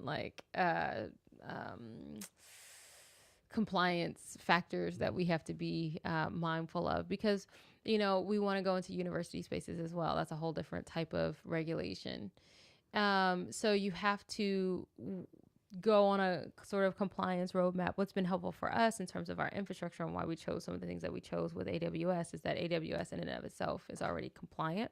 So our environment is compliant even before our product individually is compliant. And that's really helpful in terms of being able to allow us to still function in the interim. What's one skill you don't have but you want to learn? I really want to learn how to be a startup executive in this space. You're a founder because you have a good idea. That doesn't mean that you have your Juris Doctorate and your MBA and your all these other things that are required. You are required to operate at master level in a variety of different spaces. So my first instinct is to answer the question of the skill of closing investors, that kind of thing, like being able to speak that language really, really well, not just to get them interested in the idea, but to be able to let them know that this is a good thing. But if I were to take a deeper interpretation of that question, I think the skill of knowing myself and my product in a way, because I'm still learning it, right? It's a skill that's in development because I'm still learning empathium, but learning it so intimately that no matter that as the audience shifts, I'm able to seamlessly shift with it. And then if Karan could just really help me understand what a rag is, that would also be great. What's a skill that you've learned since doing this that you're like, wow, I can't believe I know this? I know what a rag is. I can't believe I know what it is. I just don't know how it works. I can't believe that I know how to go into I can't believe that I know how to go to a Google campus and pitch empathium and win in a competition among some amazing founders, right? Which I can't believe that even understanding standing up a prototype in 3 days like I did this past weekend, those kinds of things. I hadn't even touched ChatGPT before March of this year. I was very AI phobic, technophobic. Yeah. I didn't even know lay people could interact with it. I was like, do you have to pay for it? This is crazy. You know what I mean? Have you done the voice stuff? You say, hey, do this and this for me? No, I haven't. Oh my God, it's crazy. I gotta even Alexa, sometimes I'm like, I don't know if I want you listening to me all the time. That's how I am. So I think, what else? The skill of being able to promote us on social media. I am so bad at social media because I don't have it on my phone. I have historically not engaged in social media as I don't know, some sort of anti-stance. Are y'all on TikTok? No. I tell you to go on TikTok. Absolutely Like, not. if you go on TikTok and you put in like your keywords, Mm-hmm. I guarantee tens of thousands of people know what you're doing are on there with Yeah. millions of followers. Yeah, I probably, and that's why I need to find a social media manager. So if there's somebody who is interested, let me know. But I definitely need to be more adept at how to promote us that way, because I don't know. But I have learned a lot about what it is for me to show up authentically. What is my voice? What am I trying to say? And how do I get people to understand that? I know when I was first doing my company, I was doing the branding right. Mm-hmm. I did the color wheel. What it most things like, let me pick blue or orange. So I designer. I said I want to do blue. What number blue? The fuck you mean? What No, number? I know. What do you mean? What's What the number? hex? What's the hex? And I'm like, Like, what the hell are you talking about? I want blue. I know. Like navy blue, dark blue. No, like what the fuck? Yeah, I know. What is the hex number is something that I've also learned from my, you know, those kinds of things like have been amazing to then see. Like I see what color blue you chose for the Jason Cabinets experience. That is a very impactful blue, right? Like, and it's got nuance. There's some texture to it. You chose at least 3 blues. I can see that, right? Yeah, I spent way too much time on that. I know the like rabbit holes you go in. You know, they talk about like the founder trap is being busy and not being productive, and yet you know there's so many different decisions that people want you to be able to have an answer to, and it's like I gotta spend some time figuring out. I gotta go through a million blues so I can figure out. I don't know. How do you deal with this? It's like, in my experience, everyone would say, "Hey, founder, tech has been number one priority. Sales, it could be whatever it is, networking. It all can be number one, right? Yes. So how do you like focus each day on your varying priorities? Right, because you have to do a million different jobs and you have to teach yourself how to do them. That's the big thing. I didn't come into this knowing anything about startups or being a founder at all. So I've taught myself every element of that. I think it's a matter of bringing in voices that you trust early on while still trusting yourself, like keeping those voices quiet, you know? So I would prefer to bring in a few people that I really trust their perspective versus listening to a million different people on LinkedIn tell me what to do and have you going to and fro every other day. And so then those people are really dialed in with what we have going on. They don't mind being impactful but quiet voice, and then I can still hear myself. So I try to, they say like, block out your time and it's going to be this thing and it's going to be that thing.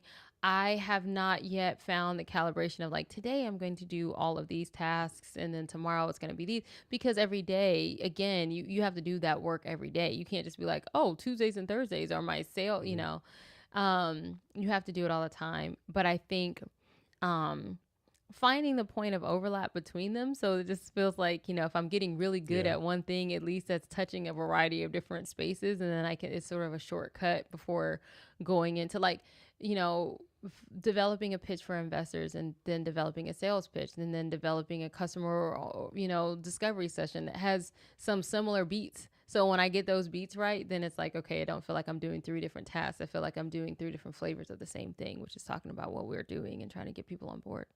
I have a joke. I joke around my signature like Jason Cabinets, CEO founder. It should actually be Jason Cabinets, CEO, founder, data entry clerk. I know, right? Like I'm doing a whole bunch of stuff. And I'm getting really, really good at, fireflies and really like using the tools around me to help me understand what I'm doing, because you can only do so much. I feel like there are like maybe 1 or 2 days out of the week that I feel like just a founder. Most of the other time I feel like I'm doing a whole bunch of other stuff. But that's cool though, because there have been so many different jobs that I've wanted to do that I'm like, we don't have the economy to just try things anymore. We have the economy that says do the thing that you're good at, that you were trained to do, whether you like doing it or not, because you really don't have the ability. Nobody's taking I can't say nobody, but I mean, it's hard enough to get a job doing something that you've been doing for the last 10, 15 years, let alone doing a job where you don't know, it's a pivot or you just want to explore or whatever. So I do like the fact that I get to be a novice at things and just learn things and explore and grow and evolve. So how do you balance like networking and building a product, right? Because you need to network and put yourself out there. Mm-hmm. But like example, for AI Week, I went to a friend of mine. He works at a place called, I can't remember the name of it, but it's like they did like AI studio movie things. I went there for a couple hours. Oh, cool. Then I went to this Montreal, U.S. startup event. So basically, I was out the net for 8 hours. Like, I told my friend Sarah Claus, like, man, I'm so far behind now, right? I know, right? And of course, I made good connections. Some were pretty good, some weren't. You know, but like, how do you balance like putting yourself out there versus like actually working the product? That's a really good question. I'm working with an executive coach. Her name is Lakita Williams, and she's with the Co-Create Work. And that's out of Seattle. That I think it has a national reach. And one of the things that she helped me do was clarify, like, what is my goal for this quadrant? My goal for this quadrant of the year is actually security. And so she challenged me to say anything that is not moving you forward towards security, don't do it. And that's going to mean saying no to things. So there are a couple different events, even for Seattle AI Week, that I really would have loved to have gone to, but I couldn't necessarily directly link it to being able to kind of help me meet my goal in that way. And yet I've said yes to different things. I say yes to this podcast. On Tuesday of next week, I'm going to be joining the Orb Network, and I'm going to be a mentor for an event that they're having. And that doesn't necessarily, that's not for me. I'm showing up as a mentor to be able to kind of do some things for other people. But I think it's a matter of what is the balance of what I need to be able to do my job well. And then you just sort of, you have to, and is it going to be something that's leading me toward burnout because it's not sustainable? Because I'm going to spend so much time doing one thing that I'm going to be so behind when I come back that I'm just going to be at capacity for a period of time. Even those 2 days of doing things after hours, I still, between all the follow-ups and all those things, I was like, this is a lot. It's going to take me 2 days to catch up, but then there's 2 days of work that I need to do, and I'm already doing 7 jobs here. So I don't know. I think it's a balance. I think it's quality over quantity. I've been able to make really good connections. If I can make 5 really strong connections in a week, I mean, how much capacity do I even have to follow up on those things? So it's just a matter of understanding how to figure out what is the return on the investment of time that you're making. Yeah, that's definitely one mistake I made in the past. I chased, like, what's it called? The shiny object syndrome. I definitely had that, like, every single networking event I went to. But now I was more like, okay, I don't network, but somebody knows, invites me, I'll go. Especially someone that helped me out before. Like the event I went to last Wednesday, my good friend Kevin, like, he does on my podcast stuff for me. Been good friends 3 years. Hey, Jason, can you come to this event I'm working with? I'll go there, right? But I definitely cut down there's a gaming conference. Yeah. Gaming companies HR, let me go, right? Yeah. So I've got more risk. Like, that's what I should have done way in the past. Yeah. And I suck at saying no. I suck at follow up. Like, it was a Montreal, Seattle startup, some event, cross economic, met 3 really good people. Staying follow up with them, Yeah. You got to think about your capacity. Like, who is on my follow up list? Do I have I'm just now starting to get to the point where I have like regular updates that go out, and then it's like, okay, I at least understand that I can engage with those people. But before I add to my list of what I'm doing, do I have the capacity to even answer what's in front of me right now? And I think that has to be a key question before I add, can I take care of what's in front of me? How do you deal with this, right? Let's suppose you meet someone at a networking event or whatever, and they're reaching out to you, but you're like, in your mind, like, man, this person, like, I can't deal with them. They're not the right fit. They keep on following up like every week, right? Like, how do you like just ignore them? You're like, hey, Jason, like, man, thanks for reaching out, but dude, like, you're fucking full of shit, like, maybe quit fucking stalking me. Like, how do you deal with that? I have, I gotta say, you probably have like a more of a fan base than I do, but I would say, you probably experienced this. Like, do you get pitched on LinkedIn cold like all day, or is your inbox? You'd be crazy how people ask you for investments, right? Yeah. Like, are you fucking kidding me? Yeah. I'm begging for money. Yeah. Or like people like I get emails all day. Hey, can you do a video for this shot glass? Are you affiliate? First of all, your shot glass sucks, Yeah, all the time, right? Yeah. So I think it's a matter of like giving people, if you're really interested and it's just not the right time, I've been able to say like, I really value this one element that I've been able to surface about you, and I would love to be able to chat at a later time. But I've had to just be decisive, like, this is not it. You know what I mean? Please leave me alone. And I think for me, in the space that I'm in, I have people that are like trying to sell me things. And in the beginning, like, so this was like right after I won the pitch, I was like, going from unemployed to founder which is really just a flip of a switch, is kind of a wild experience when it happens as quickly as it happened with me and for me, because I went from my inbox being completely dry and like begging to have messages from recruiters or what have you, to then it being just inundated. But and at first I felt But how many emails actually like? Exactly. Yeah. So at first I didn't realize that. And I was like, I have to follow up on all these things because, whatever. And now 3 to 4 months in, I'm like, no, this is never going to stop. Like, No. I don't have to feel compelled to Yeah. respond to everything that is just a request for attention. It is. It's just a request, and you can deny requests. You only have so much capacity. So talk about the data, like how you protect the data, how you like prevent it from being used by, neutral world, so to speak, right? Yeah. Cybersecurity, all that kind of stuff. That's been really important as we've been building empathium, because that's really where idea and innovation really met reality. So the way that I wanted to build and still want to build empathium is that there's a practice element, there's a process element, and then there are insights.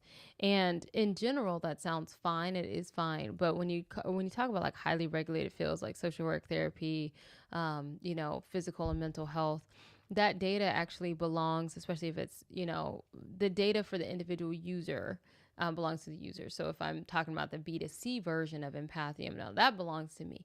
But if I'm talking about using empathium, I work at a homeless shelter and I'm trying to build capacity for my ability to do this work well. That data actually belongs to that shelter. It belongs to the client. It belongs to a variety of different people. And so our attorneys have been really, really good at helping us understand, you're not just building a platform, but you have to be able to build a product that can integrate and meet companies and organizations where they are, so that, everything that is collected and stored lives behind that organization's firewall. So there are some nuances there. Our attorneys have been excellent at helping us understand it. And I think that also impacts the product roadmap, because it's like, what can we do right now that is easiest and cheapest to stand up, that doesn't require a ton of regulation, and then what needs to wait until we can pay for it to be done well.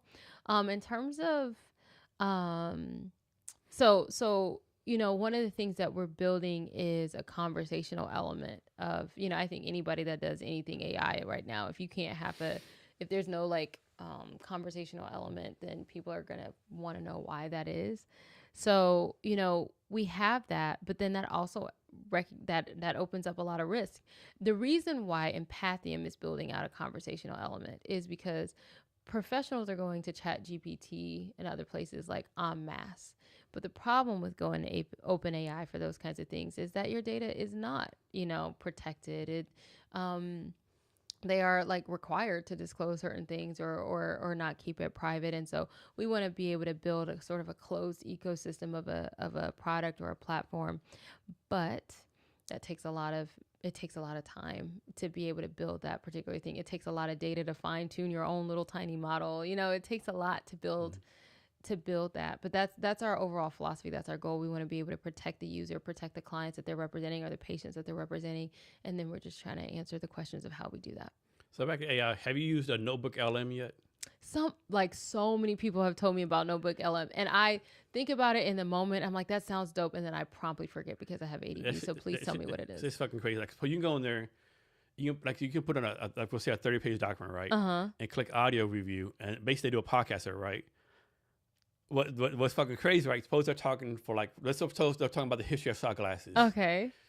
And they're talking about the shot glass for first minute in Germany. You can push a play button and say, hey, Jason, you have a question? Yeah.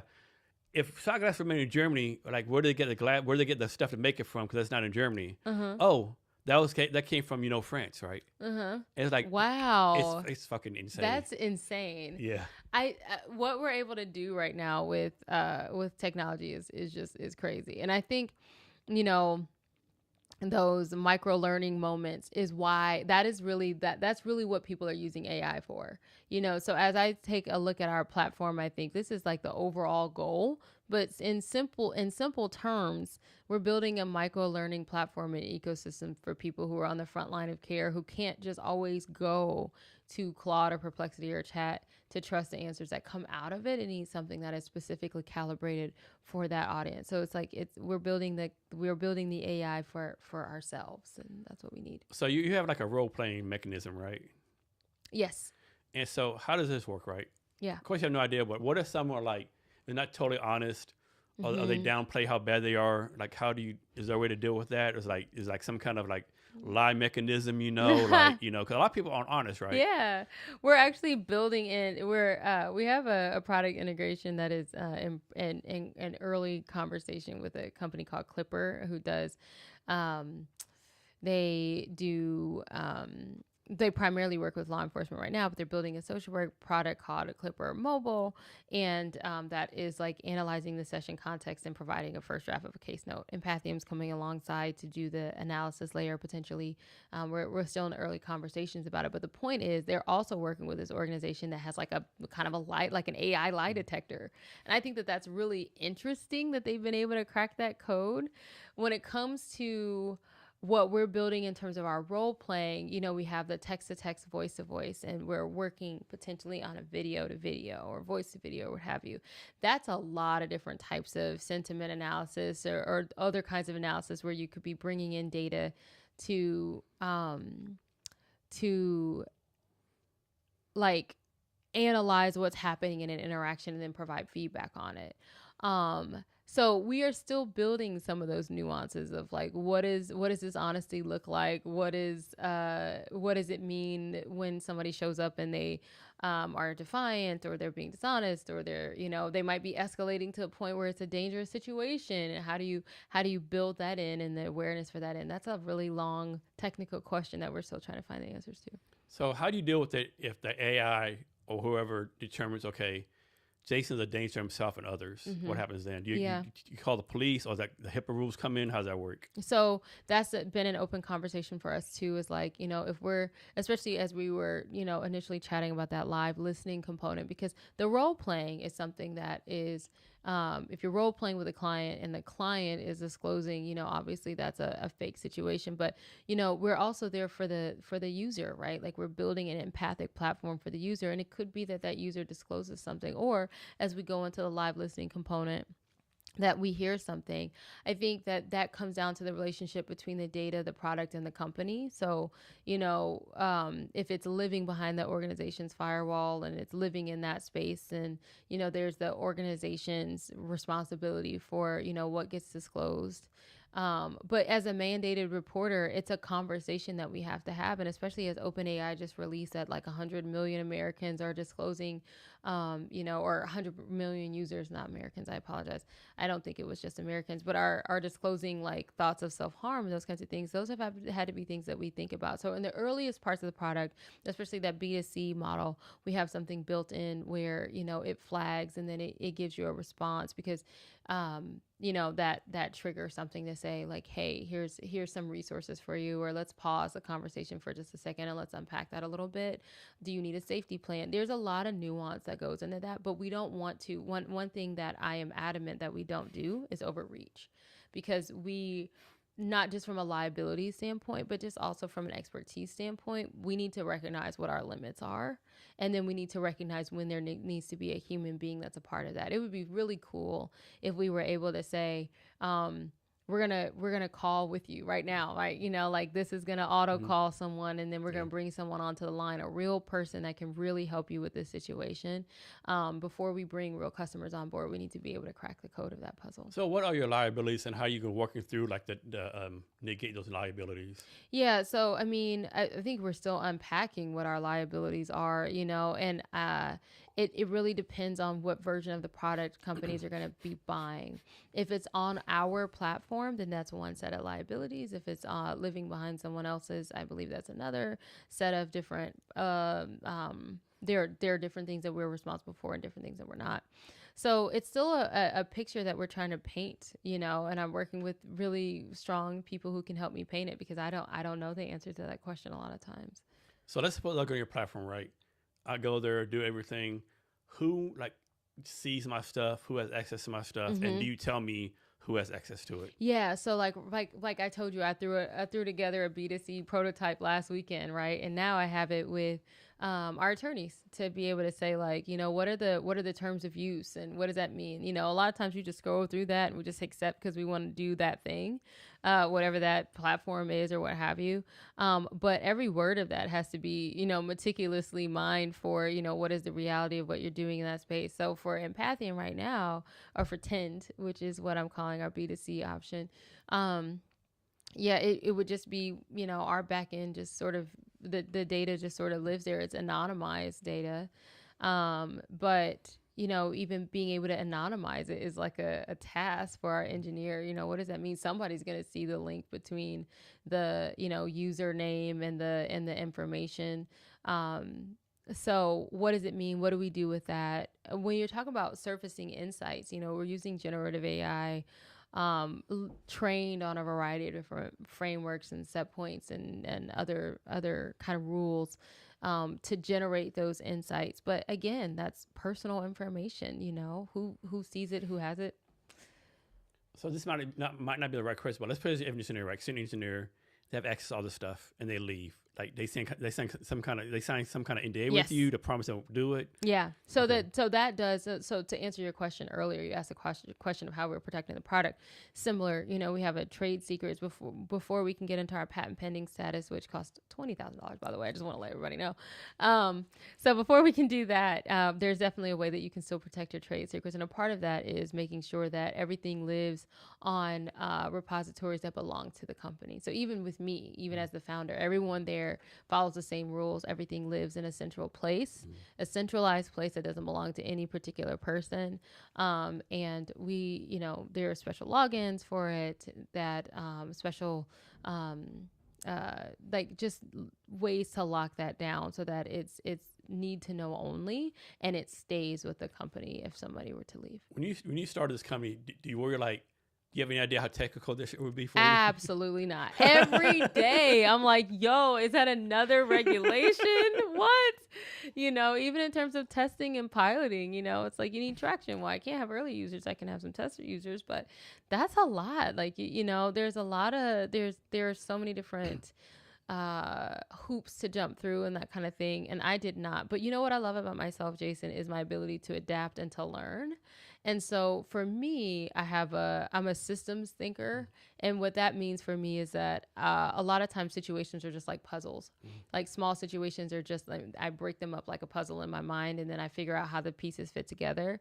And I pretty much apply that thinking to a variety of different, if to anything I encounter. So I did not know. I had no idea that having the idea on my couch May 14th of, wow, the theory to practice gap for social workers is really large, and what if AI could help with that?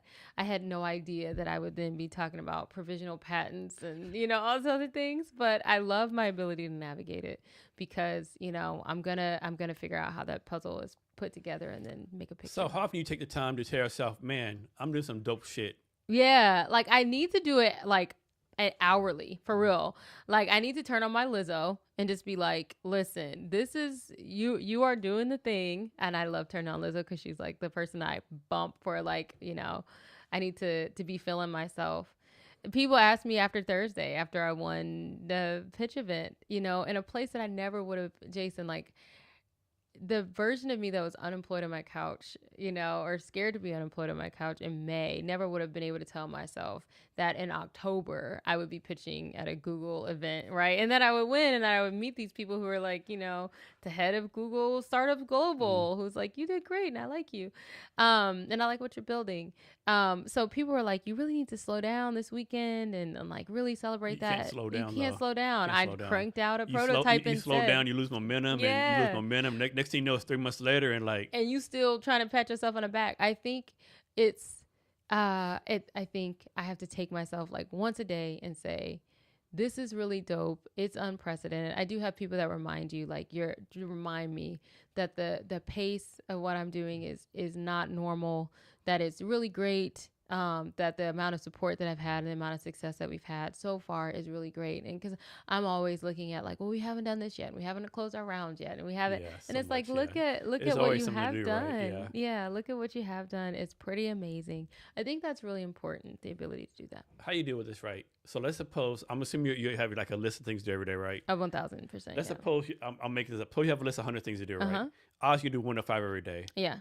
But you look, man, this number 83 has been like 3 fucking years or whatever. Like, Yeah. do I need to know how to take it off, or what do you do? Are you like, okay, I need to take it off, I haven't done it yet, it's not important, or like, I put it on there for a reason, I'll leave it on.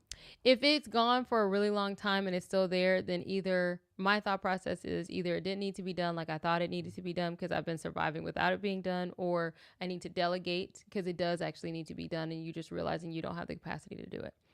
And it's a disservice if you can't figure one or the other thing out, because if it needs to be done, it needs to be done. If it doesn't, then it's just noise. And I've really learned how to like be laser focused on being efficient and also shaking my phone tree to say like, hey, I need help doing this thing. So that's what I would say. And I feel like I've learned that I have to put myself on the to-do list too. And that always feels like, do I have 5 minutes, to do this thing or whatever? But again, it's about sustainability. So how do emotions play in your role playing, right? Because a lot of people do have the same emotion every day, but a lot of people like emotionally unstable, right? So like I might come in like nice, calm, whatever, answer a question one day, next day come in just kind of depressed, maybe next to mad. Like, how do people's emotional things play into your role playing? Yeah, so that was one of the things that I've actually been thinking about with empathium. Even just today, I was thinking about like, what is that loop? What is that really short customer, like user engagement loop, right? And I was thinking that, most products, wellness products, you have like Insight Timer or yeah. So a lot of times you get a push notification and it starts with like something that's everyone else is doing. Like, here's something to think about. Here's a thought leader or whatever, right? I think, though, this is my personal hypothesis, is that real capacity building from an empathy perspective starts where you are that day. And so I'm thinking about how do we build something that uses customer input first. Then it comes back and says, we know how to adapt your learning experience to meet you where you are. Because that's a reality of how we show up to work. Some days you have a podcast, you talk to people all the time. Some days maybe you don't feel like talking. You call yourself an introvert's introvert, and yet you have a job where you talk to people for hours. That's fucking crazy, right? Yeah, it's crazy. So it's like, some days you may not be feeling it or whatever. And I think that that's the reality of how we show up as people. So in terms of the role playing, we are getting smart. It gets smarter every time somebody uses it. So I encourage you to use it. I'm actually going to give you a little login to our B2C, right? Because the thing that I was thinking about with empathium is we definitely have a compelling B2B play in terms of healthcare. It really is true that our providers are not provided with the skill set to meet us where we are, and it has active implications for how we receive healthcare and how we move through the healthcare process. And also that in terms of the larger organization subset, we're spending so much trillions of dollars on learning and development, and so much of that is not actually driving a behavioral return on investment. You're spending a lot of time and a lot of money to train people on what to do, but the reality is they do that thing with other people, and if you're not teaching them if you're not monitoring or feeding that connective tissue, then it's not necessarily going to work. So there is I have not left that B2B behind. And simultaneously, every time somebody comes to me to talk to me about empathium, very rarely is it, I can't wait till my job gets it. Most of the time it's like, I'm trying to get that today. Like, is it an app? Is it live? Is it on the App Store? I'm trying to have a conversation with my ex and I need some help, whatever. And so that's how Tend is being, that's where that came from. And so in terms of navigating the emotions of that, every time somebody uses it, it's going to get smarter at meeting where you are and calibrating your experience accordingly. So hopefully it's the right question, but who's like the perfect user and who's a perfect like paying customer? Or those, it's the same thing, it's two different things. Yeah. So in terms of, up until this last week, we've been thinking about empathium strictly from that business to business perspective. And so the ideal user is somebody who is on the front lines of care. What has come to me is that anyone who interacts with humanity is on the front lines of care. You're talking about customer service people, you're talking about people who are, anybody that's navigating human beings, and the stakes of that can be really high. It's not just physicians or nurses or social workers. So I would say the ideal user of empathium from of empathium as a whole is anybody who's navigating professional care with human beings, where they have to recognize that, whether that human being is like, you know, a client or a customer or even your team.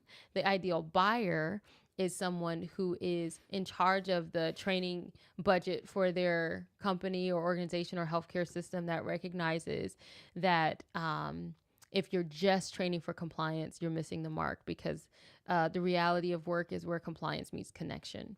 In terms of the ideal user for Tend, Tend right now, as after we get our legal ducks in a row, that's going to be literally for anyone, and that feels really good to me, because when I stood on that stage and I had the opportunity to talk to them after I won, you know, the thing that came up for me to say was just that I really do believe that technology can be a bridge between people, and if that's going to be the case, and we're going to get stronger and better at navigating human connection together, I really have to be able to make something that can go out to more people than just a small subset. So the ideal customer for Tend is anybody that's interested in knowing more about themselves and how that allows them to relate to other people. And the cool thing about Tend is that there's a sharing aspect. So you build your own profile, but then you can connect with other people, and then it's going to drive insights as I use it. So I'm going to connect with you. I'm actually going to connect with you. I'm going to build a thread with you, right?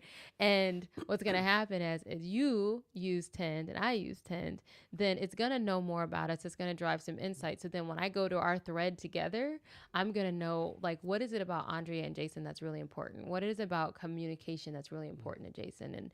And how is that different than what I expected or what I've known about him already? And how do we strengthen our communication and our relationship together? And understanding how to navigate those micro moments is what's going to make us a lot stronger at developing a larger platform or product.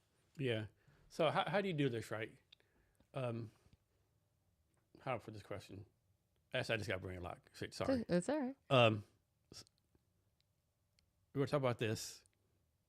Let's talk about role play. How's a role play work? Yeah. So right now, we have scenario. So for the professional kind of suite, we have a scenario library where you can go in and choose a different scenario. So say you want to do crisis de-escalation and you want to practice that.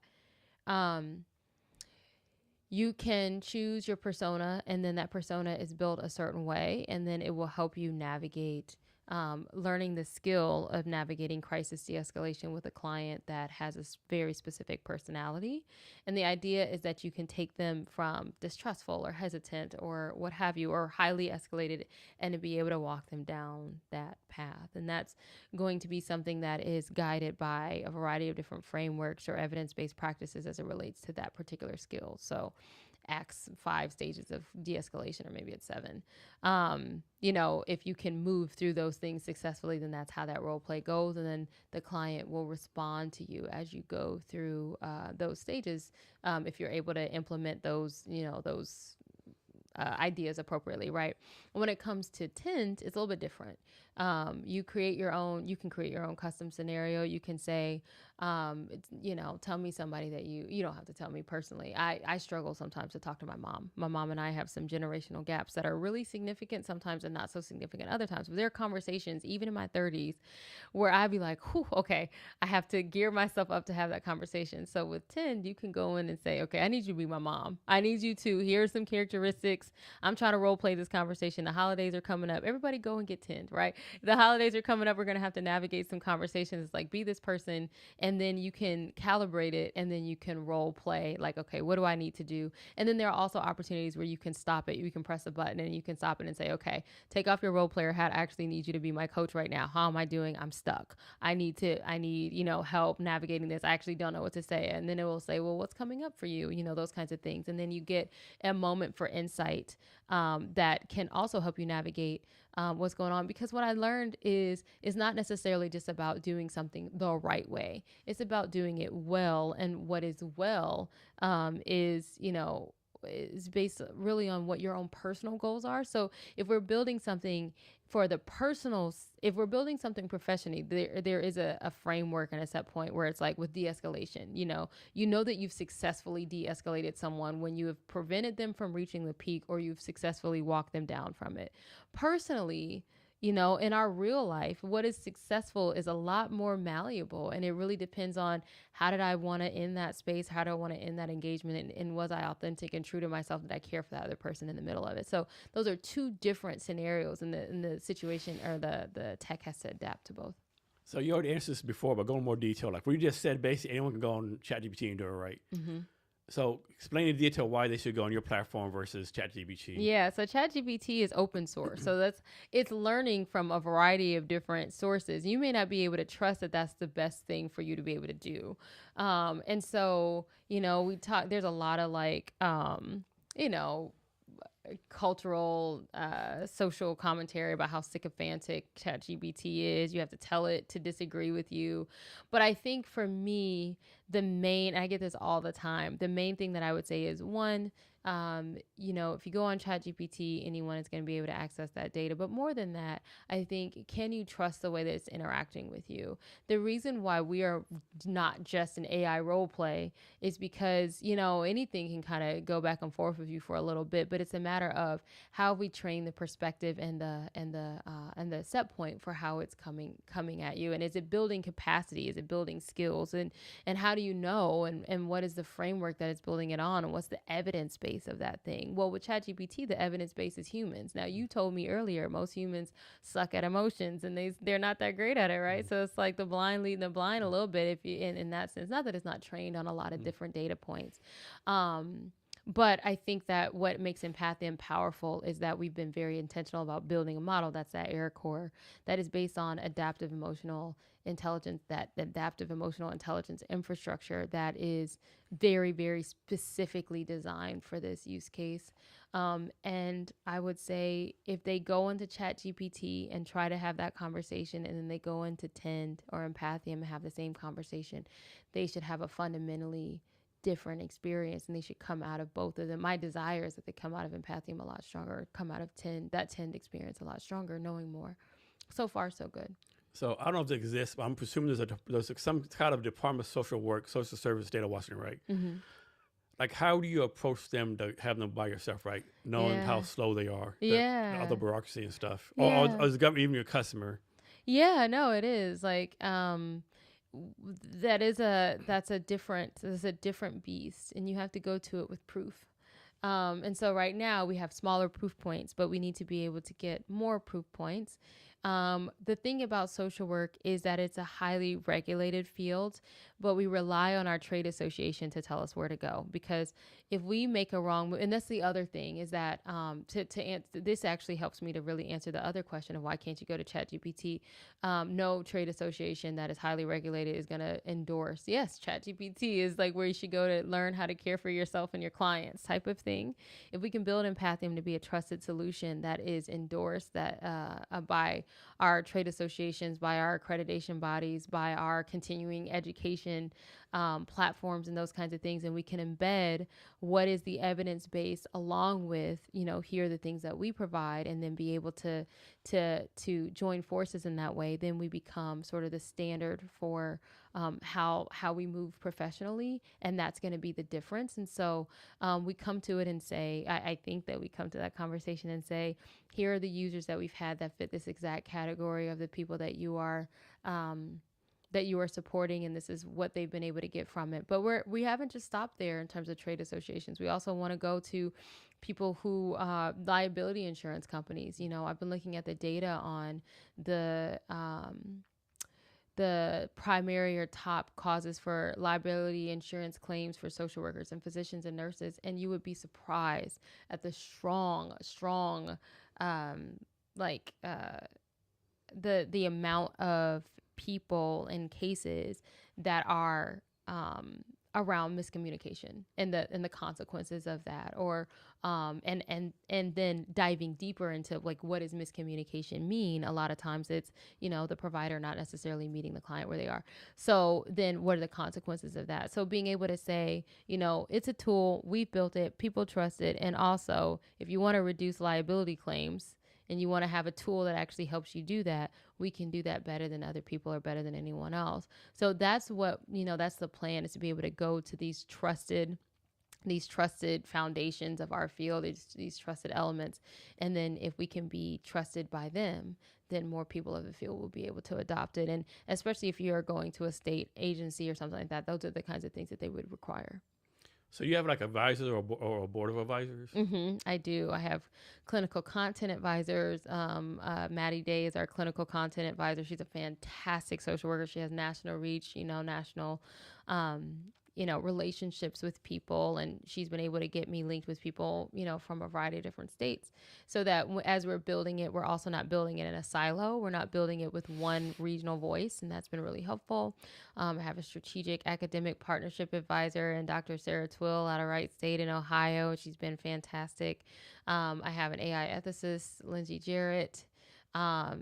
So those advisors, I mentioned Cameron Carter earlier, those advisors, Adam Erickson, Liz Erickson, they have been fantastic for me because they have been able to help me just really, again, create a multifaceted view around the vision. So you have these great advisors. What's the advice of picking advisors, right? Because I think a lot of people they want to be a startup advisor because it's more of an ego thing versus helping the startup, right? So how did you go about picking your advisors? For your advice to people, pick advisors to make sure they're actually helping you out versus doing an ego burst or just for equity? Yep. I have definitely had people where I've thought this is more hands off than we need it to be at this time. Because I am pre-capital and pre-revenue, everyone is wearing multiple hats.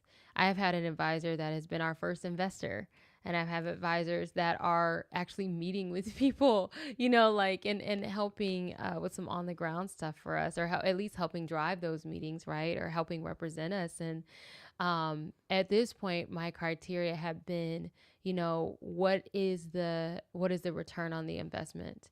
Are you asking for anything from me? My best advisors work with me for months before, even before I was a Delaware C Corp, and we're able to say I don't want anything from you, nor can you give me anything. I'm here anyway, and I'm locked in. So what are we doing and what do you need?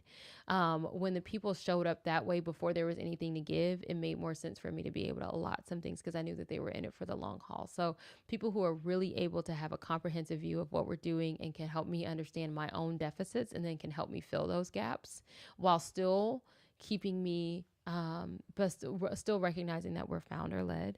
That's been the best alignment for me so far. And then just choosing what do you need represented? Because you have so many things that you're doing as an organization, but how do you know you need an advisor for that thing? That's also been. Yeah. So talk about, did you do any custom discovery? Oh, yeah. Yeah.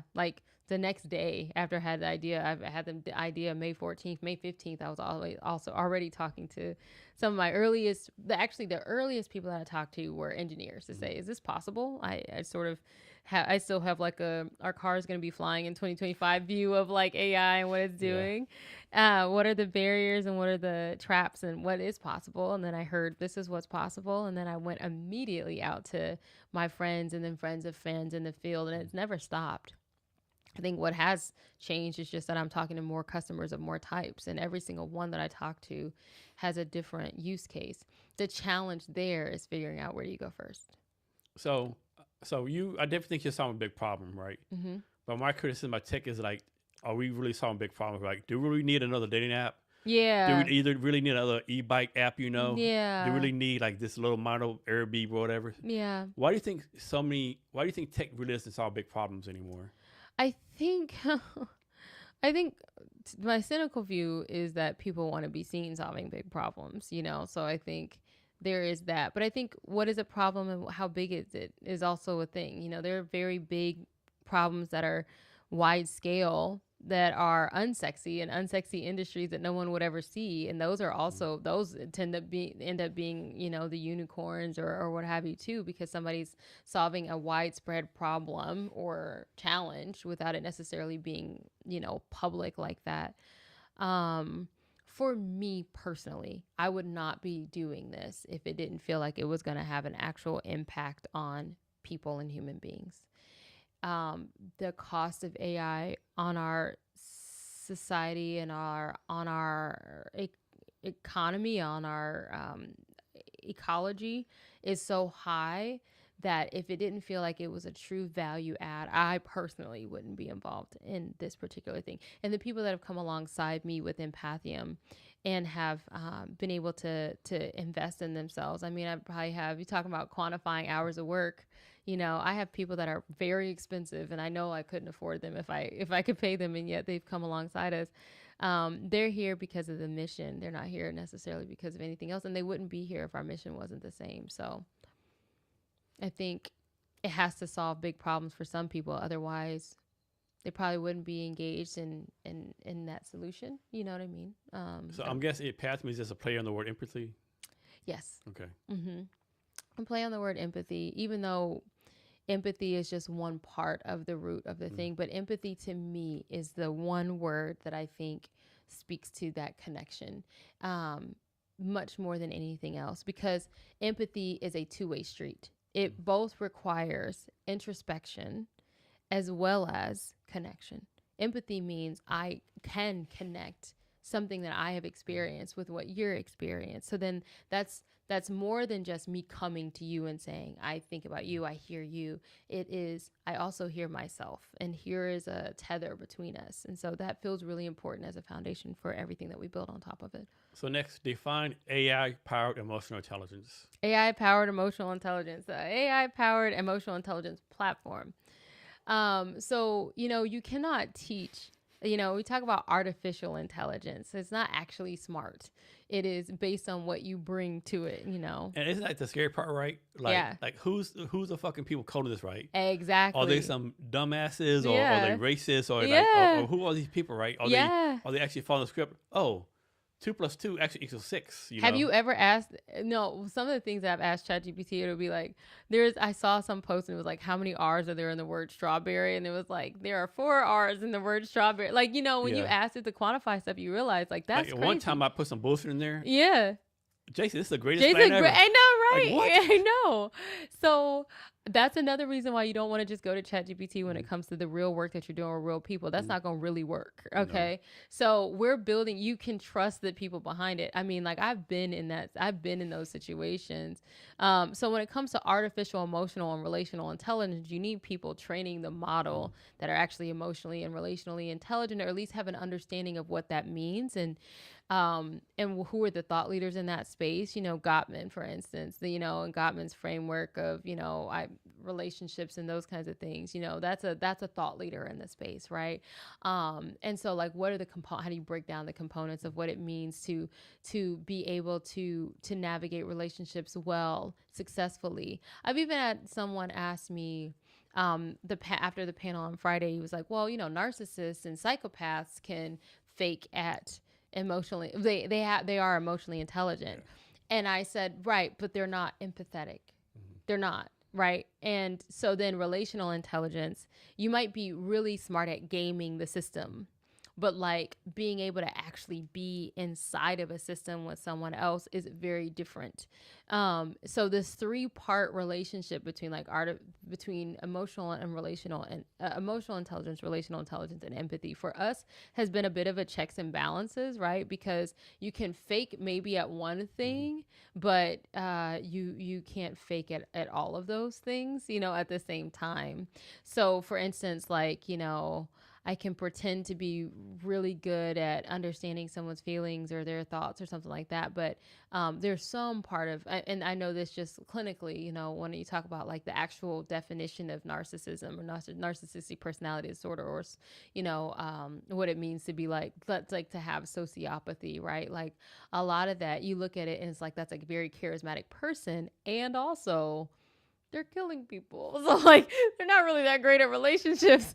And we can talk about that from like there's just a way that you can build in a system of checks and balances to make sure that people are actually learning. Yeah, I have a really good friend back in Texas, right?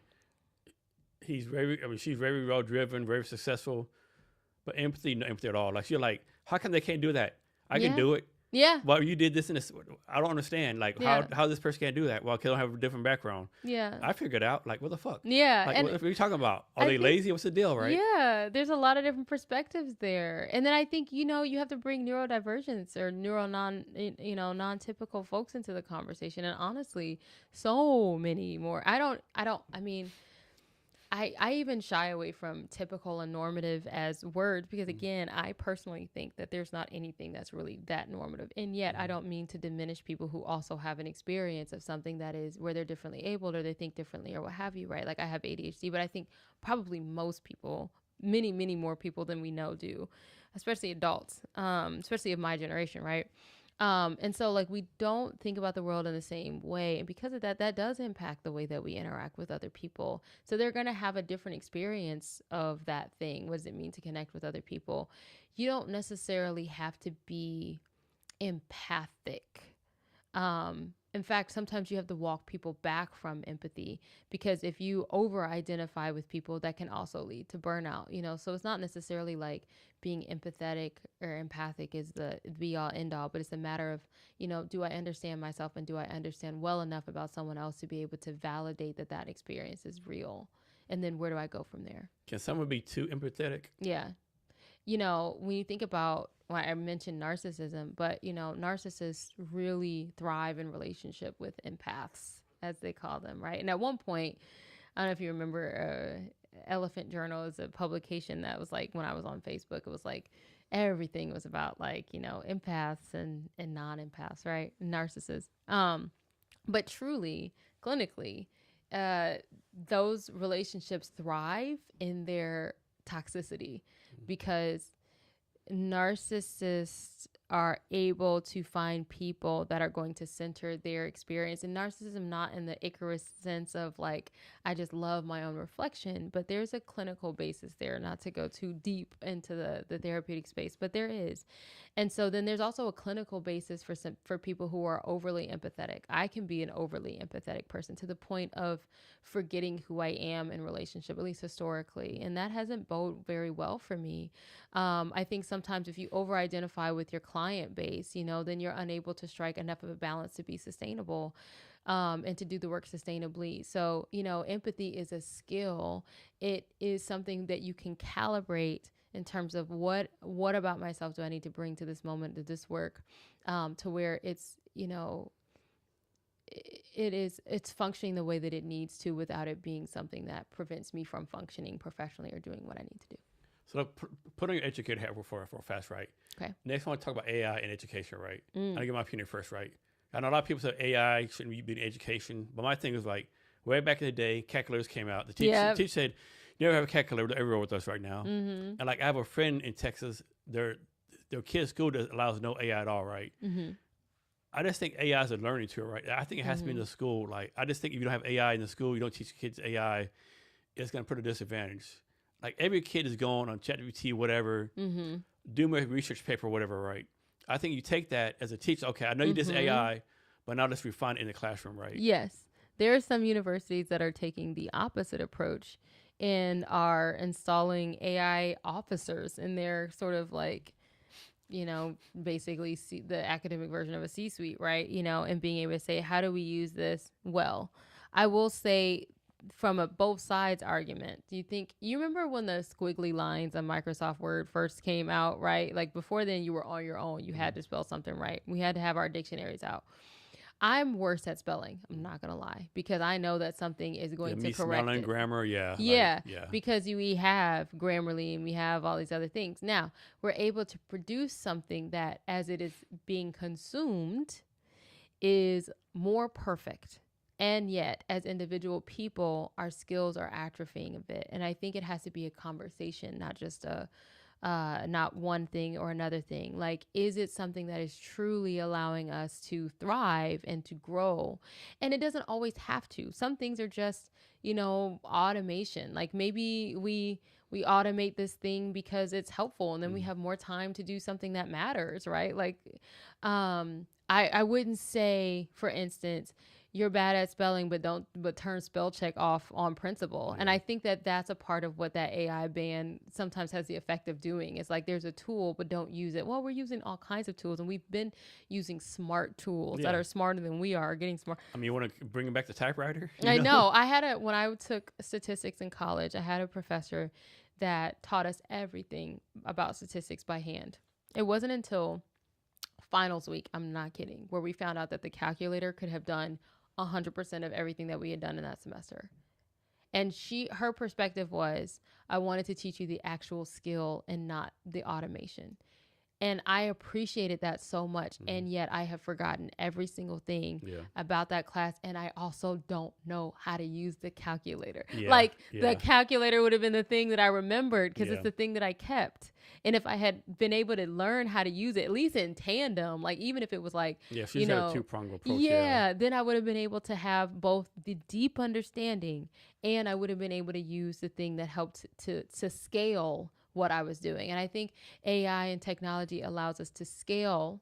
But I think that if we don't remember that it's important that we have the skill, then we're going to lose our individual voice. And I'm not just talking about, what it means to do that research paper. And I think with social work, because I am a social work educator, that's really dangerous because a lot of what we're asking to do is not be perfect. In fact, it's to be messy and imperfect here in the classroom. That's why having empathium as a space where you can practice is really important to me, because you need a space where you can show up the messy way, the real way that you're going to be in your office, whether your teacher is there or not. Like at some point, people are going to fall away and you're going to have to do that work. And if you haven't interrogated yourself in advance, then the clients are going to be the people, or your coworkers are going to be the people that you're trying that out with for the first time. That's where it becomes a problem, when it's thinking for you, because the goal isn't perfection, it's the process. And if we lose the process for the sake of perfection, then that is a problem.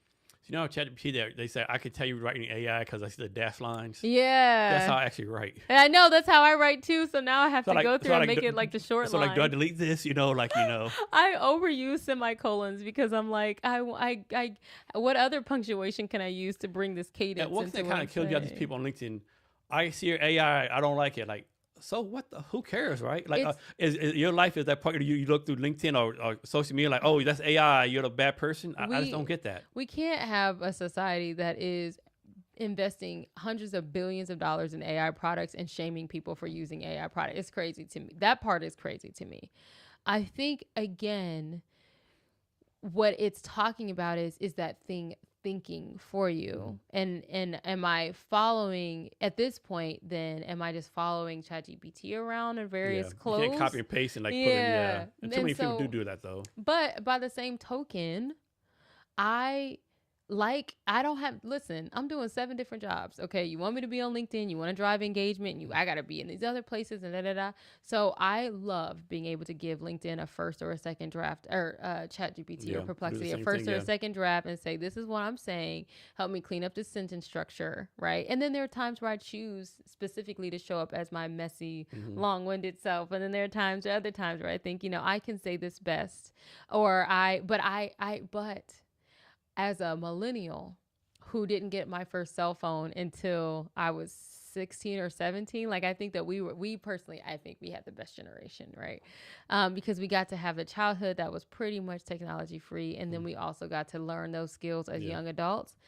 And I have critical thinking as a skill that I have developed. So I'm able to look at ChatGPT's output and say, nope, that's not what I meant to say. You overcorrected. I know what I want. But critical thinking is something that is being lost. And I personally, as a social work educator, that was the one skill that I found the absolute hardest to be able to teach, because if you don't have it before you come to me, I really don't know what to do with you as a graduate school, as a graduate professor. I can't help with that. That is what we risk losing.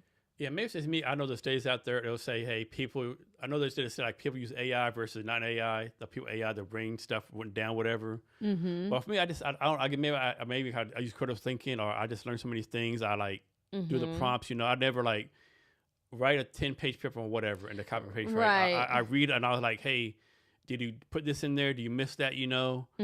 So for me, I think it's making me smarter. Of course, I'm probably wrong. No, but we talk about those micro learning moments, and with empathium, initially I wanted it to be a place where people could come and practice. And then it was like, there's more that we're using AI for. We're really using it for these micro learning moments, but we don't have a micro learning platform for the front line of care.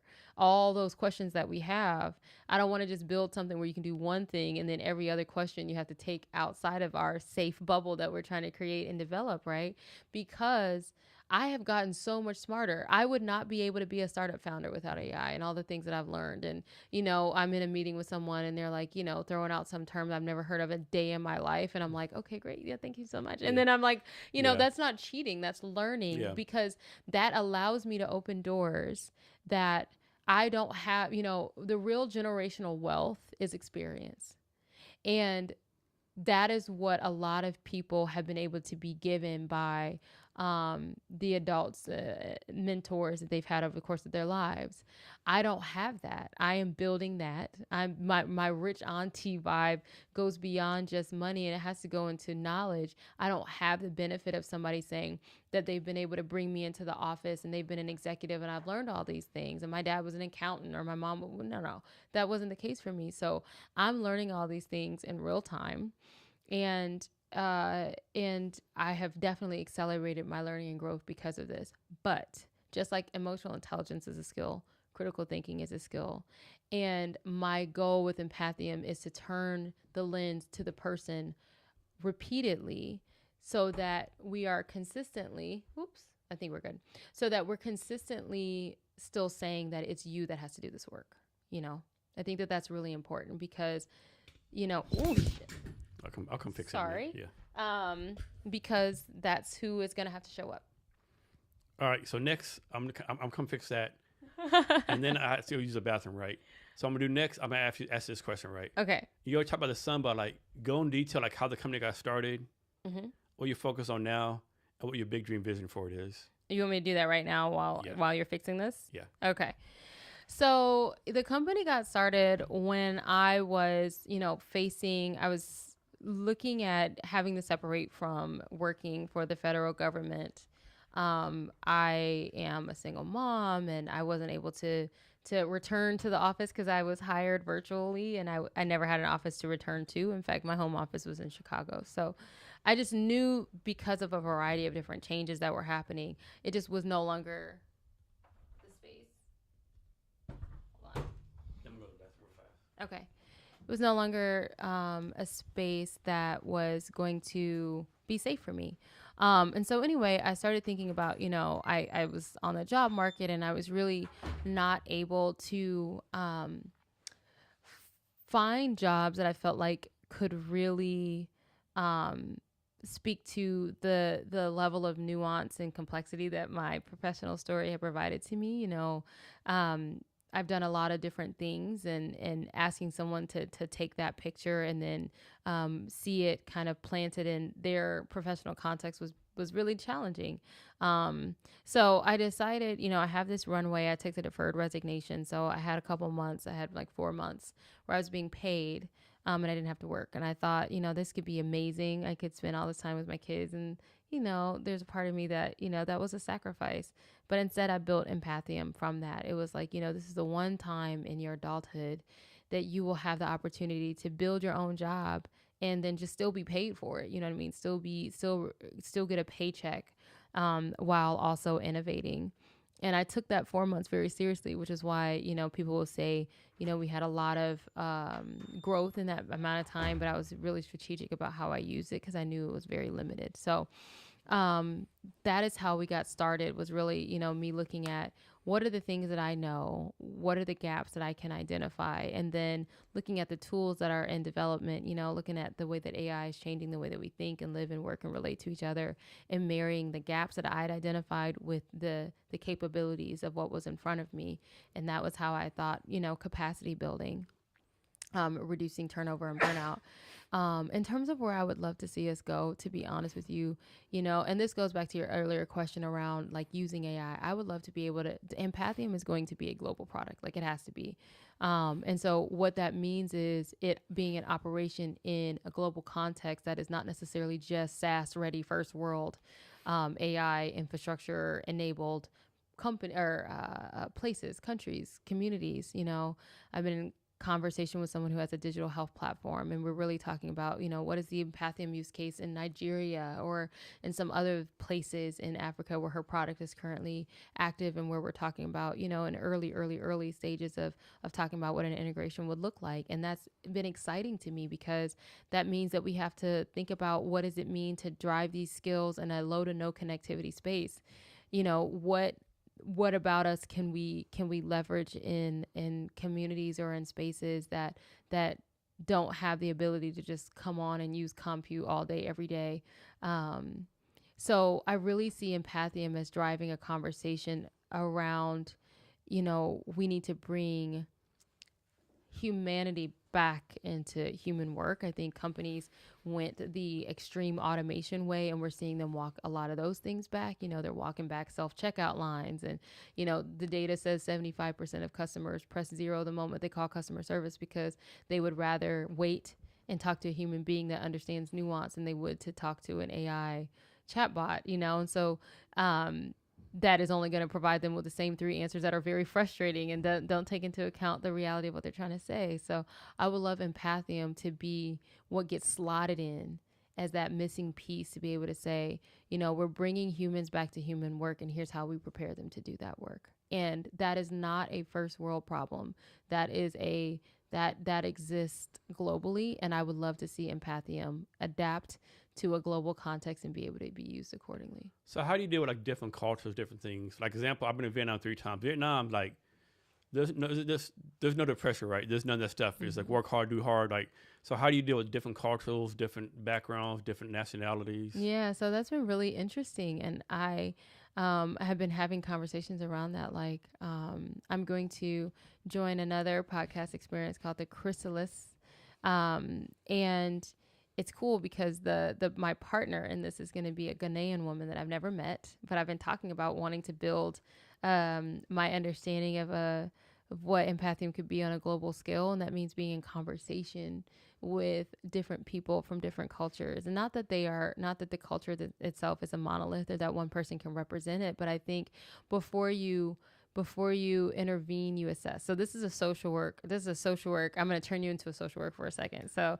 we have this code of ethics, and the last four, we have these competencies, 9 competencies. And the last 4 of the 9 are basically engage, assess, intervene, and evaluate. Engage with a client, then so I'm building rapport, then I assess what's going on, then I intervene, and then I evaluate that intervention, and then I repeat that cycle again and again. A lot of people start building a product. This is why being a social worker let me skip the line and learning some things, but they start building something that they haven't necessarily evaluated or assessed, like, who am I building it for? That's what we call that good product market fit, right? So when it comes to understanding cultural context, I think you engage first, and then you assess and you say, okay, so this is what I'm building. Is this, what can I learn about this environment? What can they tell me about themselves that I can then look at the pieces that I have and say, are those tools even applicable? Why or why not?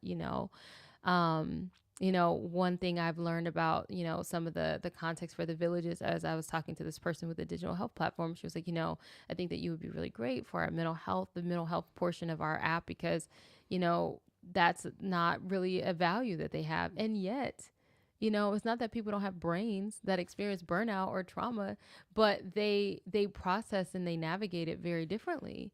And so then how do we support that? Because these are still people that are supporting other human beings. They're still, this is a society of people where caregivers, local caregivers actually take the place of what we would consider to be like clinics and like what kind of local clinical care does for our healthcare caregivers do that work in that culture. And so then that's a lot of heavy burden, right? And so how do you show up there? So anyway, I say all that to say, I think it's a matter of understanding, conversations, assessment, and not just trying to force what you're building into that. You have to build a real robust understanding of what that ecosystem is without you before you can then determine if it's the right fit or not. So a lot of people, they think AI is like mechanical, cold, inhumane. Mm-hmm. So how do you balance that with it needing to be like human-centered or human-focused? Mm-hmm. Well, first of all, and I've come away from human in the loop as a description, but it's like a human AI, human recursive cycle is the way that I'm thinking about it, and talking about someone else on LinkedIn. Said that's how she describes the process. But I have human beings that are involved in every step of how we write that code and what goes into it, what comes out of it. And so really what we're doing is I brought together an A team of people that I really trust that are licensed in this space. And they're more joining us, physicians joining us that are fantastic and at the apex of innovation in terms of how they're having conversations in their field. Those people are coming alongside us and really helping us craft something that can then scale. And all AI does is allow it to scale quickly and learn quickly. So it's doing that thing, and it's also adapting to the end user that's interacting with it. And then when it comes to the outputs that come out of it, we're also monitoring. That same group of people that I trust is also heavily monitoring those outputs, to make sure that they can be trusted. That's really what it is, because otherwise it's sort of just ones and zeros in the end. You have to be able to put that puzzle together well. So the role playing, I'm guessing the AI has there's voices that role play with you. Mm-hmm. So how do you pick these voices? Your friends were the voice, you're the voice, like. No, right now we have a VAPI integration, or VAPI. I don't know how you say it. That's just how we have it right now because we're still in the demo prototype space. In the future, I know that AWS has some platforms for some video and some voice things that we'll be able to leverage. But in terms of choosing the voice I think that's really important. Choosing the voice for your I was thinking, clients. suppose you have a client from, I would say, Portland, Maine, maybe it's a white voice, Mm-hmm. or maybe it's from Birmingham, Alabama, maybe a black voice. Maybe that's something you do. Mm-hmm. Yeah, I mean, maybe they'd be more comfortable with the voice they the tone they understand. Mm-hmm. I think that you want to make sure that you have a variety of options. You look at ChatGPT, you look at Alexa even, or like your phone, or like your GPS app. Some of us are just more comfortable hearing from certain people. Mm-hmm. What building the B2C has allowed us to do is be a little bit more flexible because it's not really persona based. Everything. So on empathium proper, right, the professional app, every persona kind of has its own voice. Because you have different clients and different people. When it comes to Tend, our B2C option that's more flexible and agile, your one role play person is the sort of AI coach that is just wearing different hats. And I think what we might be able to do there is just have a different sampling of voices and then letting people choose themselves which one they want, because it may be the thing that's most applicable to the role play situation at that time. But we're not voice to voice in that platform yet. It's just all text based, and that gives us some flexibility too. So let's suppose I'm on your platform, right? Okay. And I'm on there every day for 3 weeks. I love this. Thank you. Keep talking about that. Yes. And then I disappear. Yes. Do y'all kind of try to find me, or you tell us, hey, Jason was involved, and his last conversation wasn't the best, and we're concerned. Okay. I initially, when you said that, I just kind of imagined us kind of bum rushing you, because I'm like, why are you off of our platform?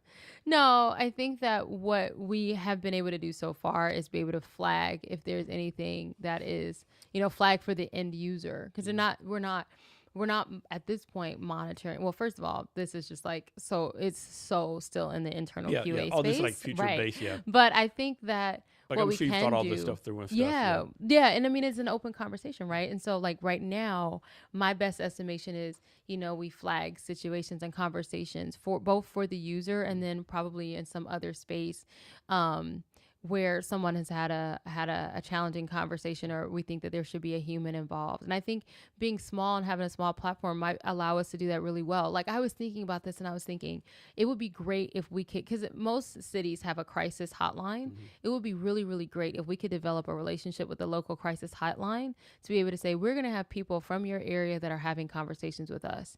And if somebody, maybe early stages, there's only 30 people that we have, right?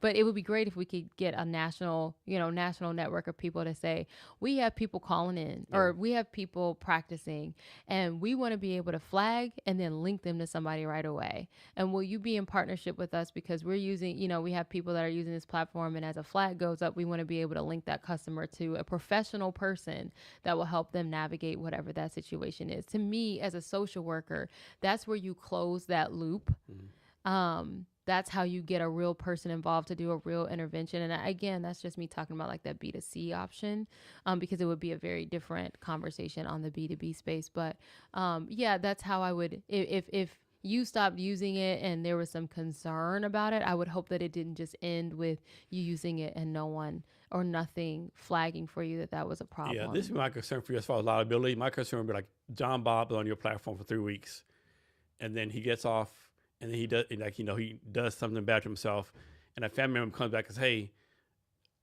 it's not just your fault, right? You Hmm. talk to him, you should have known he's gonna do something, right?" Yeah, and I think that that is a really good point, and it's also why we are very adamant that we're not a therapy app. Mm-hmm. Because we can't be. I don't want to take on the liability of that. Mm-hmm. Even when, But how do you prevent organizations have people from thinking that it's a therapy app?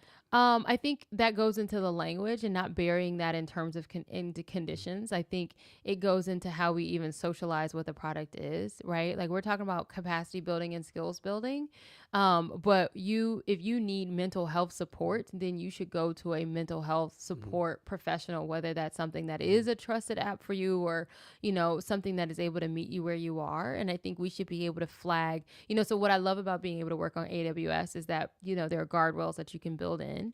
And so being able to flag and keep things on task is something that from a smaller perspective, we've been able to do so far and been able to test out like what happens if something goes off the rails. But I think on the larger case, being able to consistently bring people back to say like, that's not something that we're going to be able to do. And also, but not ending it there. That's Mm-hmm. not very empathetic Yeah. is, being able to say, or saying like, we don't do that, but not being able to say who does and where can you go? Where can you receive some support? But we're not a therapy app. We're not waiting into that space. We're not going to tell organizations or individuals, this is what you should do for that treatment plan with that client or what have you. Like, in Australia, there was a case where, and I don't know if this is still the case, but they actually banned AI banned social workers from using AI. I might misspeak about this, but I know Australia they banned kids 16 and below from using social media recently. oh, really? Yeah. Well, I know that there was a case. That's interesting. I know that there was a case where there was a social worker who used ChatGPT to develop a treatment plan. She used it to develop a treatment plan, and the kid died. And Mm. so, of course, then it just went like, Yeah. like we're not going to use this tool at all. And I don't have any commentary about that particular thing, but I do think that it's a matter of that's all another question of why can't I just use this thing? Just because you can do something doesn't mean you Yeah. should. And so, empathium is going to know very well what it can do. It's also going to know very well what it can't and where you should be going somewhere else and then routing you in that direction. Do you have any concern about someone being too reliant on your platform? Yeah, there's like sycamphasy. I'm trying to say that word correctly. Tests that you can do apparently for your AI tool that we definitely are consistently testing empathium against because we don't want it to be like the thing about the best boss or the therapist or the supervisor in your pocket, right? My best supervision has come from being able to tell me all the ways that I'm wrong and being able to help me to understand how to bridge the gap between where I am and where I need to be. So when it comes to what Empathium is supposed to be doing as, an AI coach for professionals or what have you, however we're kind of framing it in that moment, but especially as we're talking about like the role play and that kind of thing, we don't just role play as a client. We also come back around and then come back and say, okay, so let's talk about what you just did.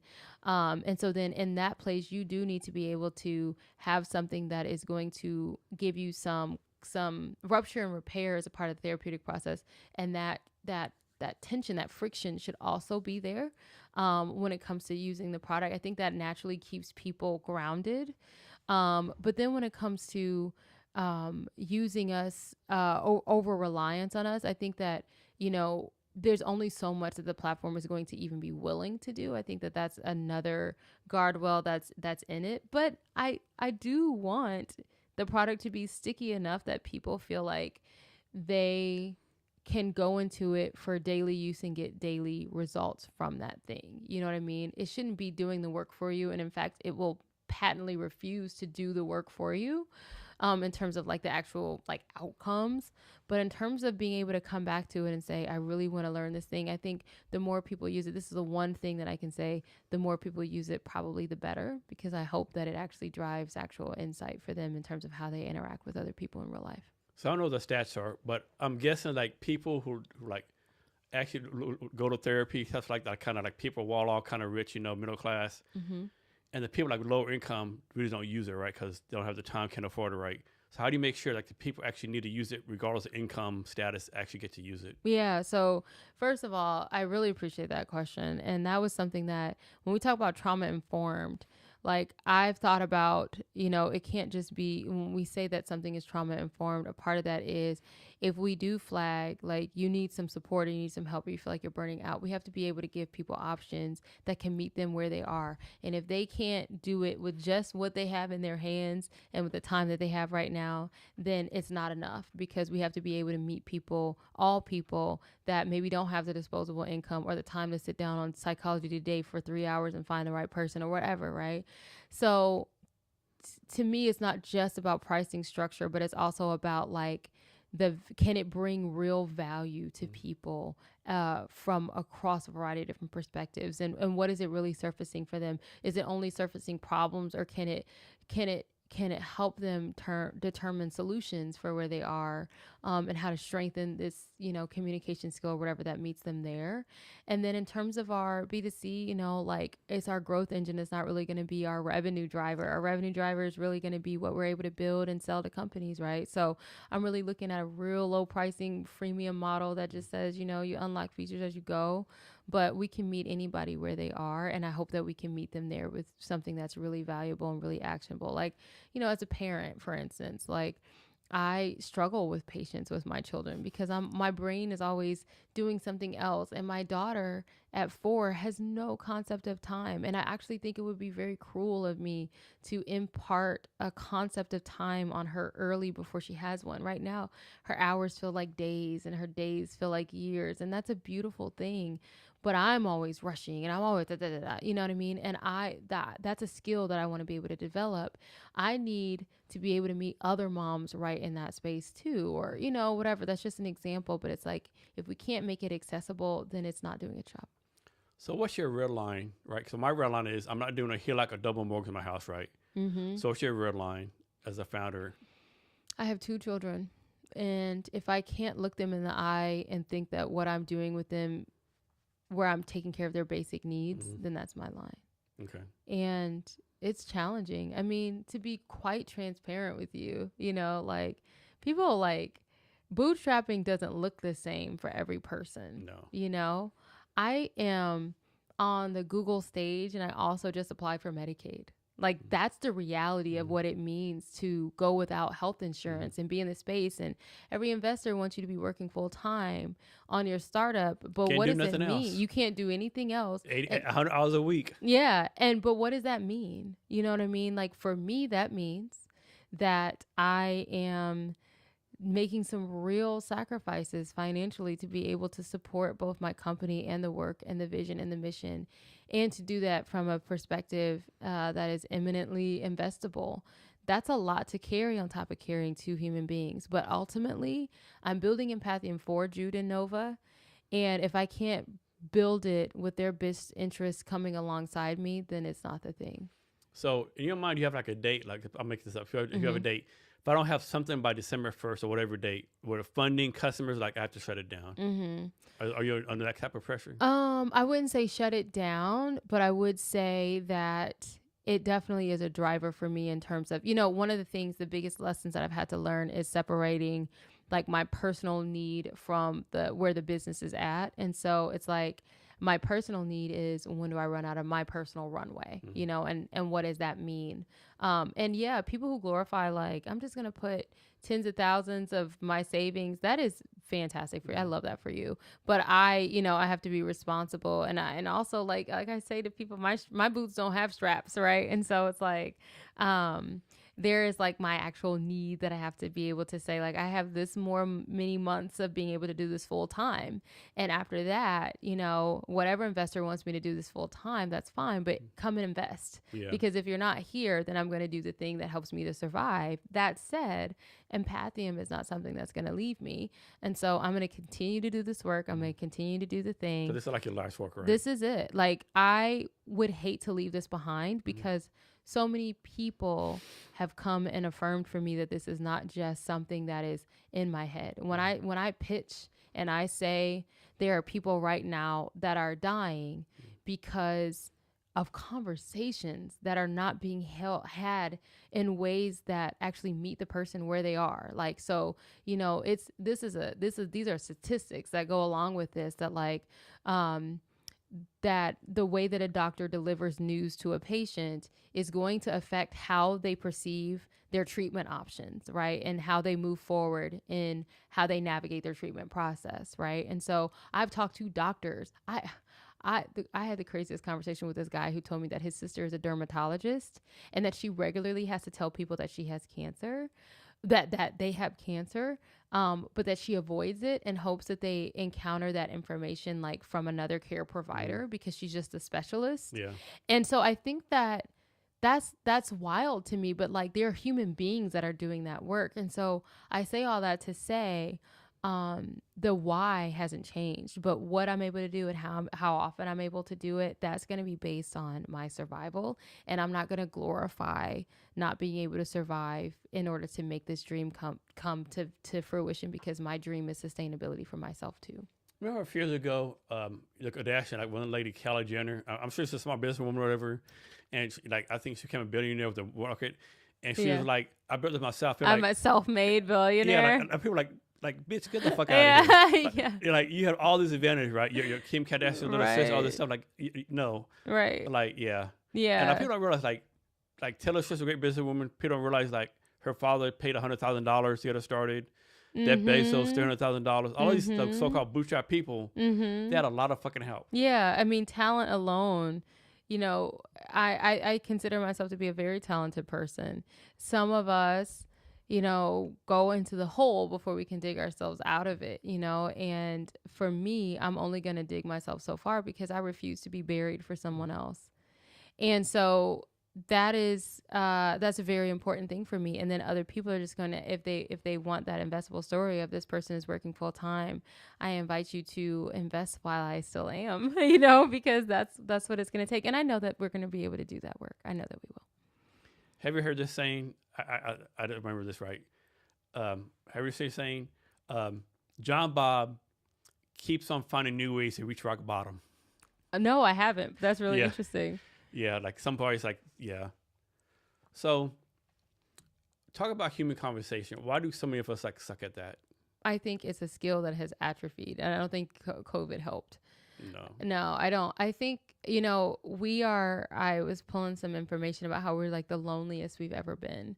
Like, isn't that crazy, right? Yeah, because we're connecting all these millions of people, like, we're so lonely, right? Right. We're, technology has allowed us to feel connected. You have followers and you have friends and you have all these other things, right? But in reality, like, if your car broke down, how many people can you call to say my car broke down? Yeah. Or like right now, like my kids, I'm going to be here. I have one person that I can call to say, can you? I mean, even in worst case scenario, let's suppose you get arrested, go to jail. Like, who can you call? Who's going to bail you out, right? Yeah, you know what I mean? Like, or do other things. What's the term? Who's your ride or die, right? Yeah, exactly. And so we're the loneliest we've ever been. And sitting in front of our screens doesn't help. And I certainly don't want to be a part of that. I really want empathium to at the very end of every interaction, to say, okay, so go and do, go practice, go be, go interact. But so I think that communication is something that it gets left behind. I also think that we are living in the misinformation age, and then people are battening down the hatches on what do they know, what do I know, what do I feel, what do I believe, and I don't think that's necessarily a bad thing, but I think that it can cause us to be very self-centered, as in centered on self. And I think that we can be so afraid that we're going to lose something essential from ourselves, that it keeps us from opening ourselves to other people. And systems, as I told you earlier, I was a systems thinker. There are semi-permeable barriers, which means some things can get through, but not everything. It doesn't mean that just because something can get through my wall is going to be washed down. And I think that so many of us now feel like if we let anything through at all, then everything is going to crumble. And so we don't let anything through. And then we just become these fortresses of I don't know, these internal experiences that we don't share with other people. I also think like living in a place like Seattle, like I told you I lived here 4 years ago, it's been challenging to figure out like where do I go to connect with people? How do I find my people? I'm kind of weird. You know what I mean? I got a lot of boxes that I tick. I'm black, I'm queer, I'm a mom, I'm poly. Like where do I find the people that I can do all of that with and still feel safe? Now, I mean, I'm living here for that reason. I am lucky and fortunate. But when I was living in Ohio, I couldn't find those people. You know, I could find people that ticked like 2 out of the however many boxes. I think social safety is really important. And being able to know yourself really well helps you to understand where you go to find those people. But I think understanding how you build that community, where it comes from, and having people take the reins to build those communities is something that is, you know, always a work in progress. Does your tattoo represent anything? My tattoo, yes. So it goes all the way up, and it is a image of the Hindu goddess Akilandeshvari, which is the always broken goddess. I got it at a time where I was very, very sad. And actually, it's so funny. It's a good reminder for me right now. Water is powerful because it is not solid. It's the most powerful thing on earth, force on earth, right? And so she's typically depicted in cracks. And then she rides her crocodile that like spins her around. And basically it's all about strength in being broken. That can be a strong state too. Sometimes it's the strongest state that we can be in, and she's always broken. And I think for me, given the trauma that I've experienced or my adverse childhood experiences or what have you, you know, I was left at the hospital when I was born. And so I don't really know a version of the world that has even the most rudimentary version of like that instinctual safety that we look for when a child is born. And they're like, the only thing I know is this heartbeat and the sound of this person I recognize. And for me, you know, that wasn't there. And so my nervous system has always been geared toward something that was a little bit disruptive, a lot disruptive. So, but that doesn't mean that I'm never whole. She's a whole person. She's just cracked, and that's where her strength comes from. And for me, it feels like the same. Do you have any take or any opinions on like psychedelics and mental health and all that kind of stuff? Yeah, there's a lot happening. Even working at the VA and the National Research Council, that was really cool to see how much work was being done in the psychedelic space, and how helpful it can be for many different people. I was not like active in that space, you know, so I was just watching the research projects kind of come through, and I don't really know the state of them now. But I do think that there's so much. I've always been fascinated by how little of the brain that we actually use, you know, and I think that or even know about, right? Or even know about. I mean, I love living in Seattle because, you know, everybody's like high all the time. But, you know, it's an interesting thing coming here versus being in Ohio, where people are a lot more open-minded.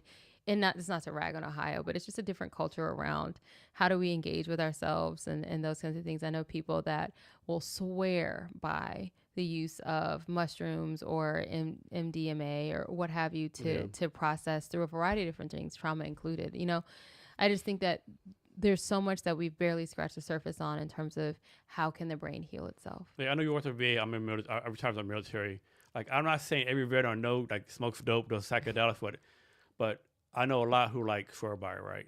They're on pills, they did LSD or mushrooms or whatever the case may be, and they're like totally different, right? I mean, the stats show there's something to it, I think. Yeah, you know? and I think you got to know. I think, you know, so one of the things that I thought was really interesting, this is semi-related. When I was in grad school, I studied comparative social welfare in Zurich, Switzerland. And I had this opportunity to go there. And it was cool. There was this organization called ARUD. And they, as a country, had realized that they were in a heroin epidemic. It was really, really, really bad, long story short. So then the government decriminalized drugs. And then the government started growing heroin. I kid you not. They have premium government grade heroin that they then provide to people in Switzerland. And there was this organization that we went to where people go and they have their daily dose that they can either administer themselves or they give it to them. Now, here's what's important about that. What they realized was that these are not people that say, let me be clear. They're not people that say, unlike our dispensaries, where you can just go and get your weed. It's not like that. It's not like, I've never tried heroin before, give me the number 7. It's not that. It is people who they realized were already medically addicted. Like their bodies would have shut down because they were already addicted to this thing. And then it's like how the public health epidemic was not just the deaths that were happening because of the drug use, but it was also the needle sharing was like rampant, HIV and those kinds of things, right? And so they're like, how do we address this? Well, we have to give them a safe place and a safe thing to use. If it's a safe thing to use and they know it's not cut with anything, people will die less. And then if they're not having to share needles because we're giving them to them and they have a safe place to be, then that's going to protect everyone else. And I thought it was such an interesting, innovative way of navigating this thing that we have criminalized the mess out of drug use. There's so much politically that you can go into there where you feed a community drugs and then criminalize them for using them. But I don't know that criminalizing it and punishing people and saying stop using it is gonna work when so many of us. So there's the relapse rate is so high, and so many communities are still in crisis. And when we're getting them medically addicted by prescriptions that they can't afford to continue to fill, and then they go to the street alternative anyway, we have an entire ecosystem of a problem. It's not an end user problem. Yeah. So what I learned in that space was all of the biases that I had. It helped to surface this for me because the Americans were aghast. Okay, we were gagged. Like, and yet you can't argue with the results that these people are getting. Right now, Switzerland is a little bit smaller than the state of Ohio, so that's a whole country that's super small. But I think it's so beautiful there too. It's beautiful, but the problems were really ugly. The problems were really ugly. It was like their solutions work fast, but the problems are also when the problems were problematic, they were really ugly. And I thought their solution was really innovative, and I thought what it surfaced for us wasn't necessarily that the United States should do that. I don't know if I trust us to do that, right?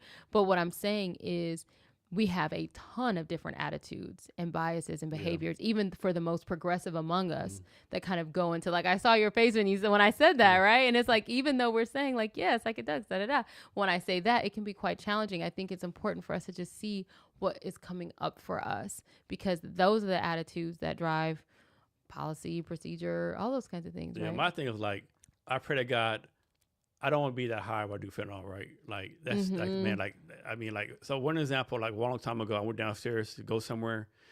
This dude was like right in front of right in the door, right? He was in the middle of the sidewalk, scratching his leg, right? Pay no mind. I left, came back. I was going at least 30 minutes. Came back. This dude still scratching his leg, blood is gushing out. I looked up for 2 minutes. He's still just, I'm like, damn. Oh, no. Yeah. I mean, I'm from Ohio I'm from Indiana, but I was living in Ohio where the epidemic got so bad. The heroin epidemic, opioid epidemic got so bad that if I have to stick a needle in my arm, it's a wrap. That's too much. Because I can't even take a flu shot. That's okay, like I gotta gear myself up. But I got blood. I'm looking like this. I know, but that does, and a lot of people are like that, and yet they use, and it speaks to a certain level of intent or desperation or what have you. But at one point, our morgue was so full that we had to like start sending people to other counties. Like that's crazy. Like they couldn't process them fast enough. And it's everywhere, right? Yeah, it's everywhere. And so I think that just criminalizing a thing or just saying, I think we're talking about completely different classes of drugs, right? But I think that it's important to surface that, even because there are certain people that think they hear drugs, they just hear drugs, right? Yeah. And they just hear all those things, right? Anything that you overdo can be a problem. I mean, alcohol is the most dangerous drug there is, right? Right. I was watching Lilo and Stitch. And I don't know if you've seen like the live action remake, but I have children, so I have. And the guy was an alien that was like kind of like camouflaging as a person. And no. This wasn't Lilo and Stitch. This was Home, the movie Home. And he was talking about people drinking their celebratory poison. And I was like, oh my God, that is alcohol, right? Yeah, exactly. So, I think that, food, we're eating ourselves in the early grades. We're eating our ecosystem all this to processed death. Food, all the chemicals. Yeah, so it's like, there are a lot of, pick a lane, pick a space where we can intervene and do something and make it more sustainable both for us as individual people but alcohol unlocks conversation sometimes. It's a Yeah. social lubricant, and Yeah. AI can be a problem, but it can also be a solution too. I think it's a both and, but you can't just say that and just say, okay, well now I feel great. You know, you have to Yeah. think about like what are the actual impacts and what does it mean? So you don't have to talk about this if you don't want to, but I think you said your career in poly. Yeah.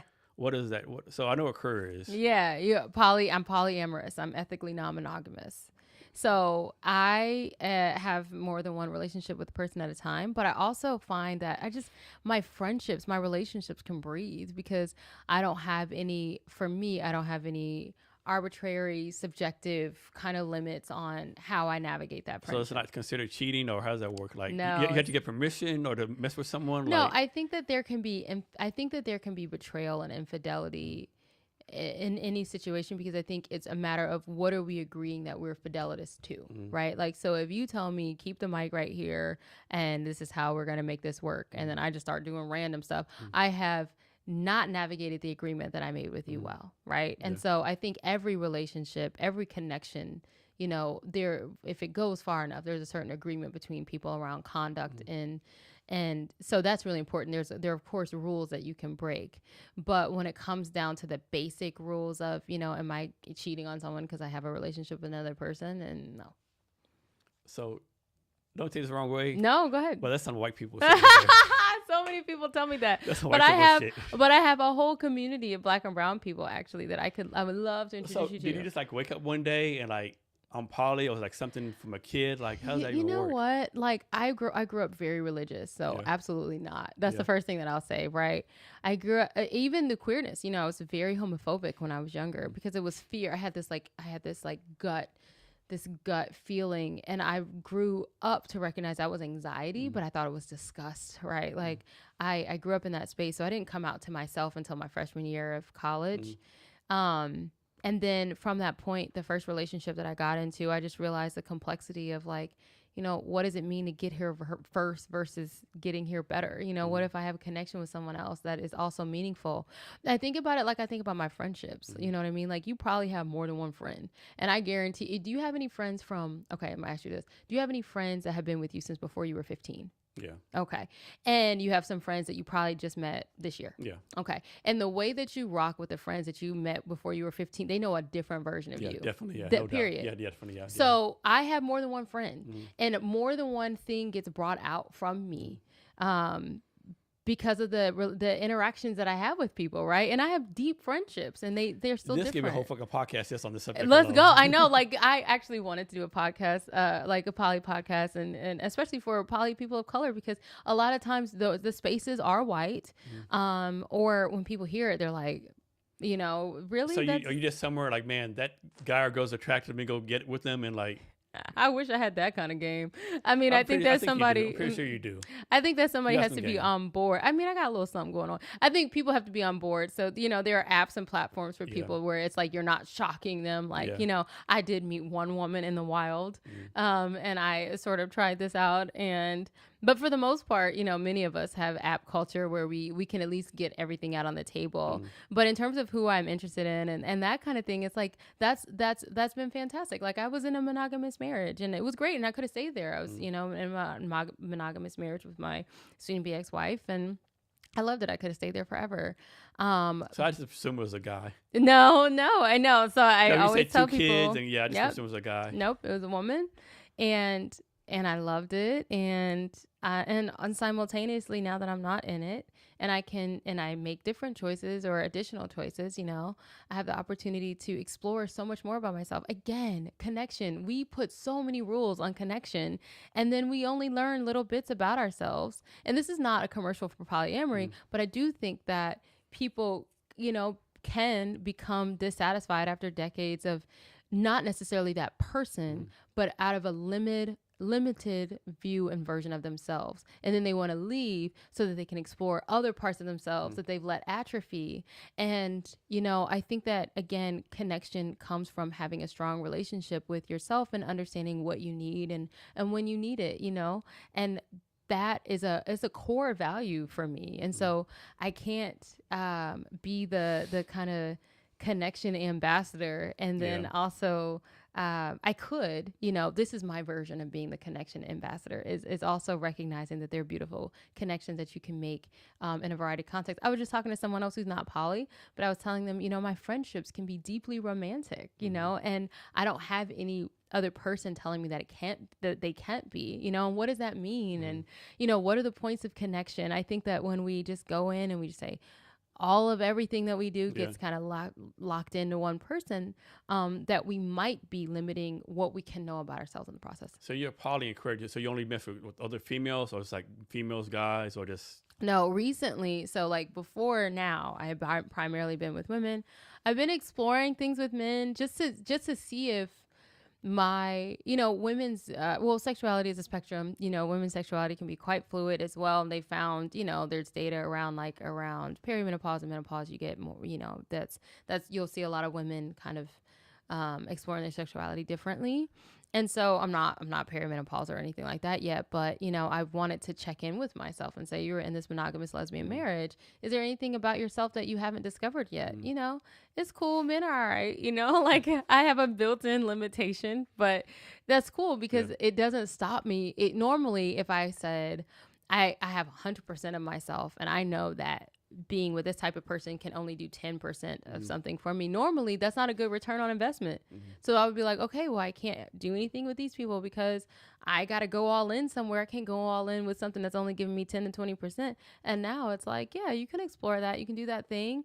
And then you don't have to feel at all guilty about what it does and doesn't do for you, because you can also move in another direction that does feed you in this other multifaceted way, which is always good. Women, for me. So you're a kid. You had them before? Y'all adopted these kids? Or? No, we had a sperm donor and I got pregnant with IUI. So I was with my wife the entire time. We were married when my daughter was born. We weren't married yet when my son was born. We got married a couple months after he was born. So how that conversation work? Like, how decided it was you versus her, right? Y'all flip a coin. Like, why the fuck I gotta go this bullshit for fucking 9 months and bear a baby? I like, wanted to be pregnant, and I think it was because like I told you, like I was adopted, and I didn't say I was adopted. I did say I was outside the hospital. I was fostered by a beautiful family, and then I was adopted by another one. But I wanted the experience of having a blood relative to me. Also, my wife was 43.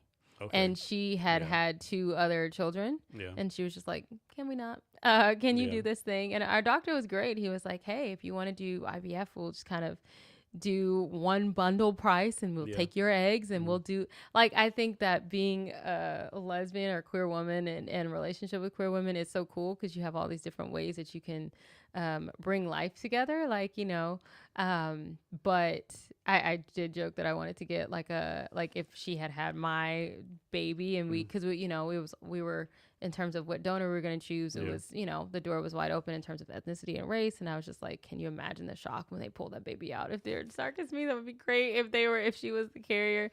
And we did try with her once. It just didn't take. But me, I'm just How does it work as far as picking the sperm donor? I'm guessing say, okay, this guy was 6'10", 200 pounds, white, black, IQ -21, like from Kentucky or anything like that, or don't rag on Kentucky. But it is funny. You do start to realize the things that are important to you when you start to choose a donor that are different than when you're choosing a partner. You're just not thinking about it like that. But I had found a donor. My wife was white and red hair and freckles, right? And so initially I found a donor that like really looked like he could have been her cousin, right? Like, and I was like, okay, so this feels like a little amalgamation, like a little, maybe we'll have a little black baby with red hair, call him Red, because that's what you have to do in our community. If you have a black redhead, call him Red. And so I was thinking that we would go with that donor, but then I did genetic testing as an adoptee and found out I screened positive for Tay-Sachs, which is very unusual because it's usually a genetic condition that is only primarily found in the Jewish population. And because of that, there are so many different sperm clinic or sperm banks that don't test anyone that doesn't self-identify as Jewish for Tay-Sachs automatically. Well, my fertility doctor would not inseminate me with anyone that had not been screened negative for Tay-Sachs, because if it was an open question or if they had screened yes, then that can be catastrophic. You have a 1 in 5 chance of your child inheriting this like degenerative illness that usually they died before the age of 5. So he was like, I'm not gonna. You have to go to a fertility clinic or a sperm bank that actually tests for that. Well, I had to go wider than Ohio at that point. Where do you think I went? I went to the Seattle Sperm Bank. Not even because Seattle Sperm Bank is one of the few places that screens for all of these genetic tests. Screens everyone.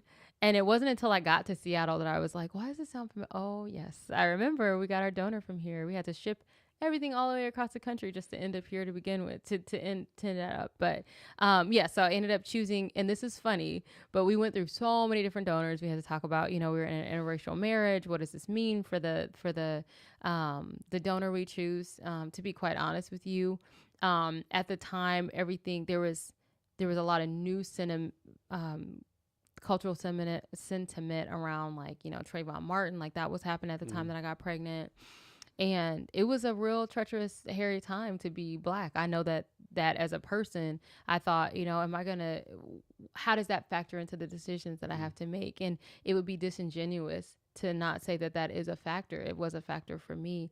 And so as we were making this decision, we had some good candidates, and so there was one named Konstantin, and he was Russian and Latvian, and he was tall, and I learned that, having a tall donor seemed like it mattered, and to me, and so it was like a couple other things. He has his PhD in something, and it really just came down to he was donor of the month, and it was buy one, get one. It was buy one vial, get one vial, and they're so expensive. So I call my daughter is my little BOGO baby. She was like, free. Because that's how we ended up. Like, that was the coin flip situation. It was between Constantine and someone else. Constantine was donor of the month. We got buy one vial, get one vial free. I was like, that's him. So is there any responsibility for you, like, tell Constantine he has a kid or anything like that? He's an open donor, which means at 18, our children can contact him. And so you have to call the sperm bank and tell them that you had a live birth, and they connect you with your siblings, your donor siblings. And then at 18, they can go and find him. So it just turns out that my son was Constantine 1, and I feel bad. I don't even know if I can say that here because we are in Seattle. But anyway, because they give them aliases. It's an alias name. But my son was like the first to be born. He has like 60 siblings now globally, which is insane. They lock down how many you can have like nationally, and they lock it down to like donor family only. So before you do this, do they tell like Constantine, hey, your sperm but you used to make a baby? Yeah, he had to go and donate it. Man, this is an improper question. I'm just thinking, like, man. No, he had to go to the sperm bank to choose to be a donor. But he knows that he got you pregnant with his sperm. I think that I don't know if they actually report. That's a good question. My thing is, like, they tell Constantine, hey, successful? They show a picture of you, like, nice, beautiful lady. Like, oh no, I want some one-on-one interaction. I want to deliver in person. No. No, so actually what happens is they donate separately, and then they keep the sperm for a couple years, and they test it over and over again, and then they release it on like a marketplace. And then they don't have any interaction with us, and we just get baby pictures of them. I think I didn't even get a baby picture of him. He had like a picture from when he was a kid though. So you sort of can see like what your kiddo is going to look like. Maybe. But yeah, so there's no real interaction there until they turn 18. So it just turns out that my son is the oldest, and he's 8. He's the oldest of like 60. Have you told your kids this already? Or yeah. Okay. Yeah, because I learned as a child that like not having the ability to know your story is really impactful. So my parents didn't tell me I was adopted until I was 7 or 8. And that really, it wasn't a great situation. They were following the guidance that they had been given at the time, but we know differently now. And so I give my children all the time to recognize and feel all the things about their story and how they navigate it internally. But I don't ever want them to be there to be a situation where they don't know. Cool. Hey, do you want to try to do your demo? If you want to. Yeah, we can want to, yeah. Does like have a website to go to, or? Yeah, so let's see.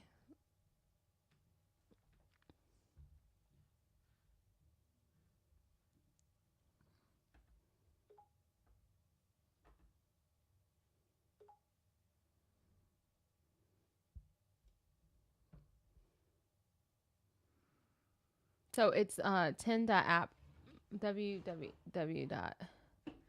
Dot. Actually, it's HTTPS, and it's like very specifically that, Okay. but it's HTTPS. Yep. 10 dot TYND TEN. TYN Okay. D dot app, and then do / Like that. auth. Yeah, just to be sure that it's going to take you there. AUTH. So this is like the B2C that I'm like navigating, working on. Let's see what happens when you. There you go. Okay. Yeah. So, do you want to log in and create your account here? Yeah. All right, let's do it. Looks really good on your TV.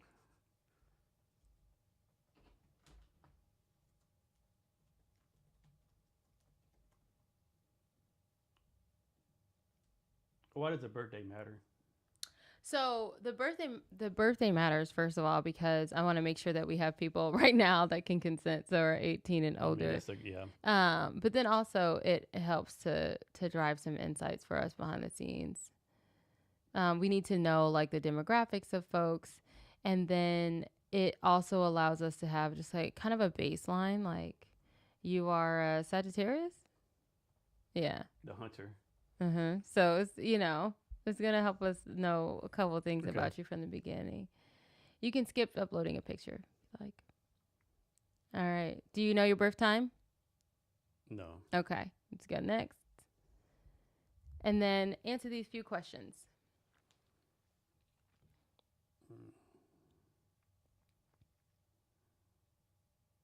That makes sense.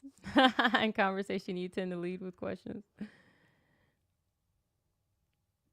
All right. Actually, I'm being useful. Let me change that. Oh, interesting. Okay. All right. So your profile is all set up. So the cool thing about Tend and Tend is sort of our you can skip the tour if you want. I'll give you a live tour. Tend is our go back a little bit. Is there a back button? Yeah. Okay. I'm trying to see what happened when you clicked. Okay, that's interesting. When you hit start answering, I went to constellation. Yeah. Go to the menu, hamburger. Okay, then go home. All right. So we have kind of two pathways with this app, and pretty much it's process or practice. So you can tend to what's real or you can practice what could be. So what we're finding is that, I like to go in and say, this is a particular situation that I'm navigating right now. And then I'll go into kind of like a help me navigate it situation. Or you can practice and you can kind of do some scenario-based work or create your own. And either way, it's going to help the system learn more about you and drive some insights for you. And then the other component of the app is being able to be connected to another person. So do you want to practice a real life scenario? Yeah, let's do that. Yeah. You want to do okay, so go to tend to what's real. That's what's on top. All right. So you want to talk about, what are you tending to? Yourself, a situation, or a relationship? See myself. Okay. What happened? Oh, man. Yeah, what happened? Just tell me about something. Okay. We'll say self-doubt. Okay.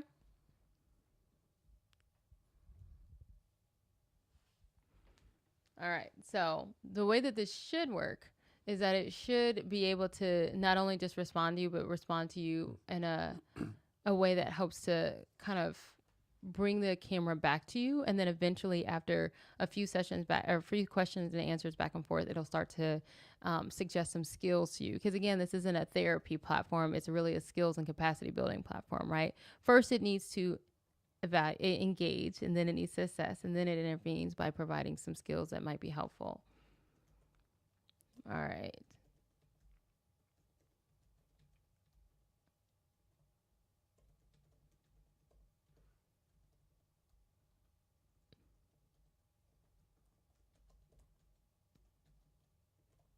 So I put everyone says I'm doing great, but I tend to want to believe they're not telling the truth because they're just being nice. All right, send it and see what it has to say.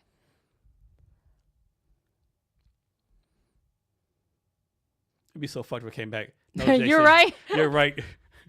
They all lying to you. It says that's a really common experience when you have those thoughts. What physical sensations do you notice in your body? None.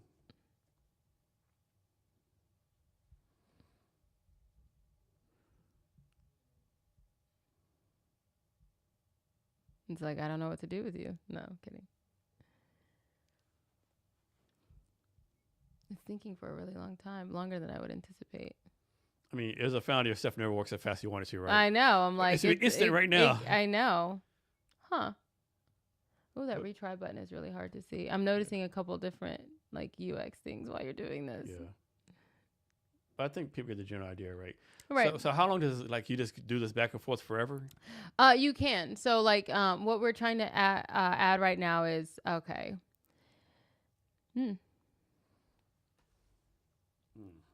I know that's a good question. The question was, what is the immediate impulse you have when someone praises you and you doubt it?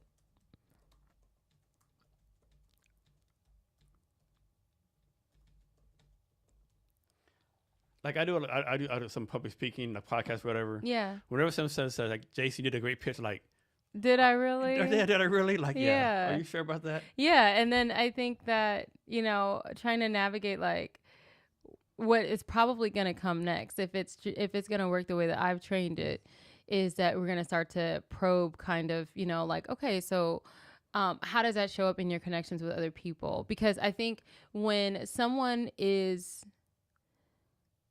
So what happens if I do like this? Let's see.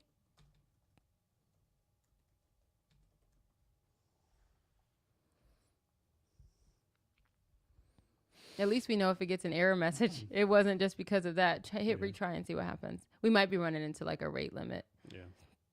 What just happened? Oh, that wasn't RF. I think it just okay. Try to hover and see if you can copy it. You can't. Okay.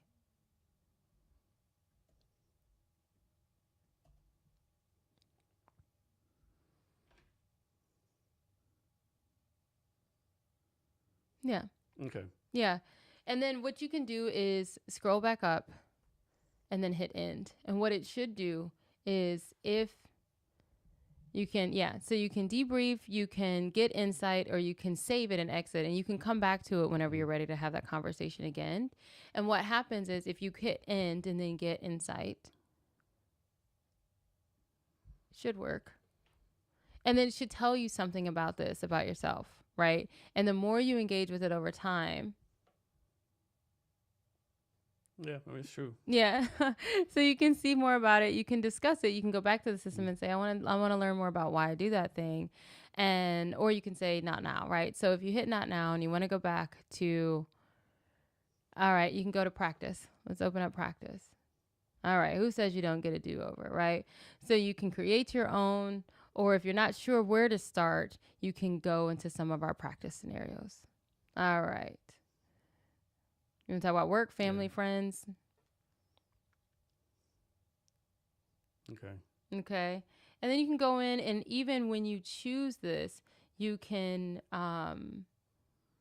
customize it, right? And at the bottom, I want you to see it says, this isn't therapy, it's rehearsal for being human. So you can run it now. It's going to tell you that this is the role play that you're going to do. It's going to count your exchanges back and forth, because those are the things that help us understand like how far do you need to go into it in order to get like real insight and real practice. So let's see. It usually takes 10 to 15 minutes. You can stay as long as you want. And then this is it kind of being out of character. It's going to help prompt you. It goes at your consent, so you say ready, and then at any point you can hit this get help button, and then it pauses everything. It might be like things got too real. It might be like I need to take a pause because I really don't know what to say. And then the idea is that the insights that it's been generating from you from your other use in this platform will be able to come into play and say, well, I know that you're somebody who's like not really someone of a lot of words sometimes if you're feeling really stuck. And so is that what's coming up, or is it something else? Are you trying to, Is there a minimum or maximum age for this? Right now it's 18. 18. Yeah, right now it's 18 because I don't want to wade into the waters yet but I do think that this could be great for young people who are navigating social, social exchange or what have you. What we know is that, like, I think it was like 70% of young people have used an AI companion at some point as a replacement for a friend. And that worries me because this isn't intended to be a friend, but it is intended to help you make them, right? Or to help you understand what it means to show up as one. And so again, if we can safely position it as something that can be useful, it's not that I don't think that it can be useful for people who are under the age of 18, but I do think that consent and liability are really important constructs right now. So we are limiting it to that. Okay. You talked about AWS before. How do you figure out, or how concerned are you about the data storage and the money it's going to cost in the future? Right now, the case that AWS is making for our migration there is that that's a part of how they're subsidizing our costs. And that's really helpful. We have credits that for right now are helping us kind of get through that. We have the ability, being small is a superpower there. Hopefully by the time we're not small, we can sort of afford what it means to store that amount of data. So I think we're going to have to go somewhere. I mean, ultimately our real goal is to fine tune our own model, or fine tune a model, but then build our own. I think that gives us some flexibility there, but we'll see what happens with that. So, is there anything else I haven't asked you yet, or anything else you want to talk about? I don't think so. I think this is a pretty thorough conversation. I mean, we've run the gamut, we've been able to jump into the system. We've been able to see a little bit. And we've also, we've gone from legalized heroin to polyamory. So I think that we've covered all the bases. So how can people reach out to you and talk to you? Yeah, so you can find me on LinkedIn, and you can definitely send me a DM. Do not be afraid by the things that I said earlier in the podcast. I actually am really excited to talk to people. You can also find us at empathium.ai, and here shortly we will be opening up Tend for people to be able to use publicly. So I'll definitely be sharing all about that on our LinkedIn and on our pages, and people can grab access to that as well. So we didn't talk about a lot, but last thing, can you give us any wisdom or advice on anything you want to talk about? I would say the thing that popped up for me is I've had so many other Black women that have come up to me and said, I think I have an idea, but I'm not really confident yet. And what I am learning is that courage is a skill that's built by doing. So just do it.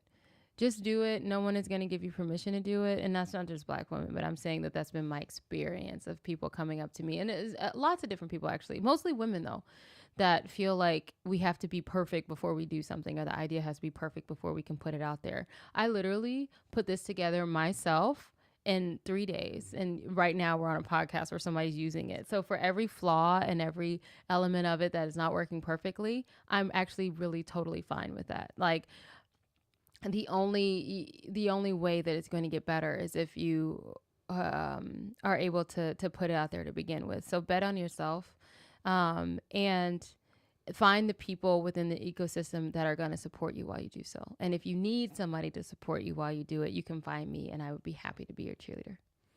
Hey, thanks for your time today. I really appreciate it. Yeah, I had a really wonderful time. Thanks for the invitation.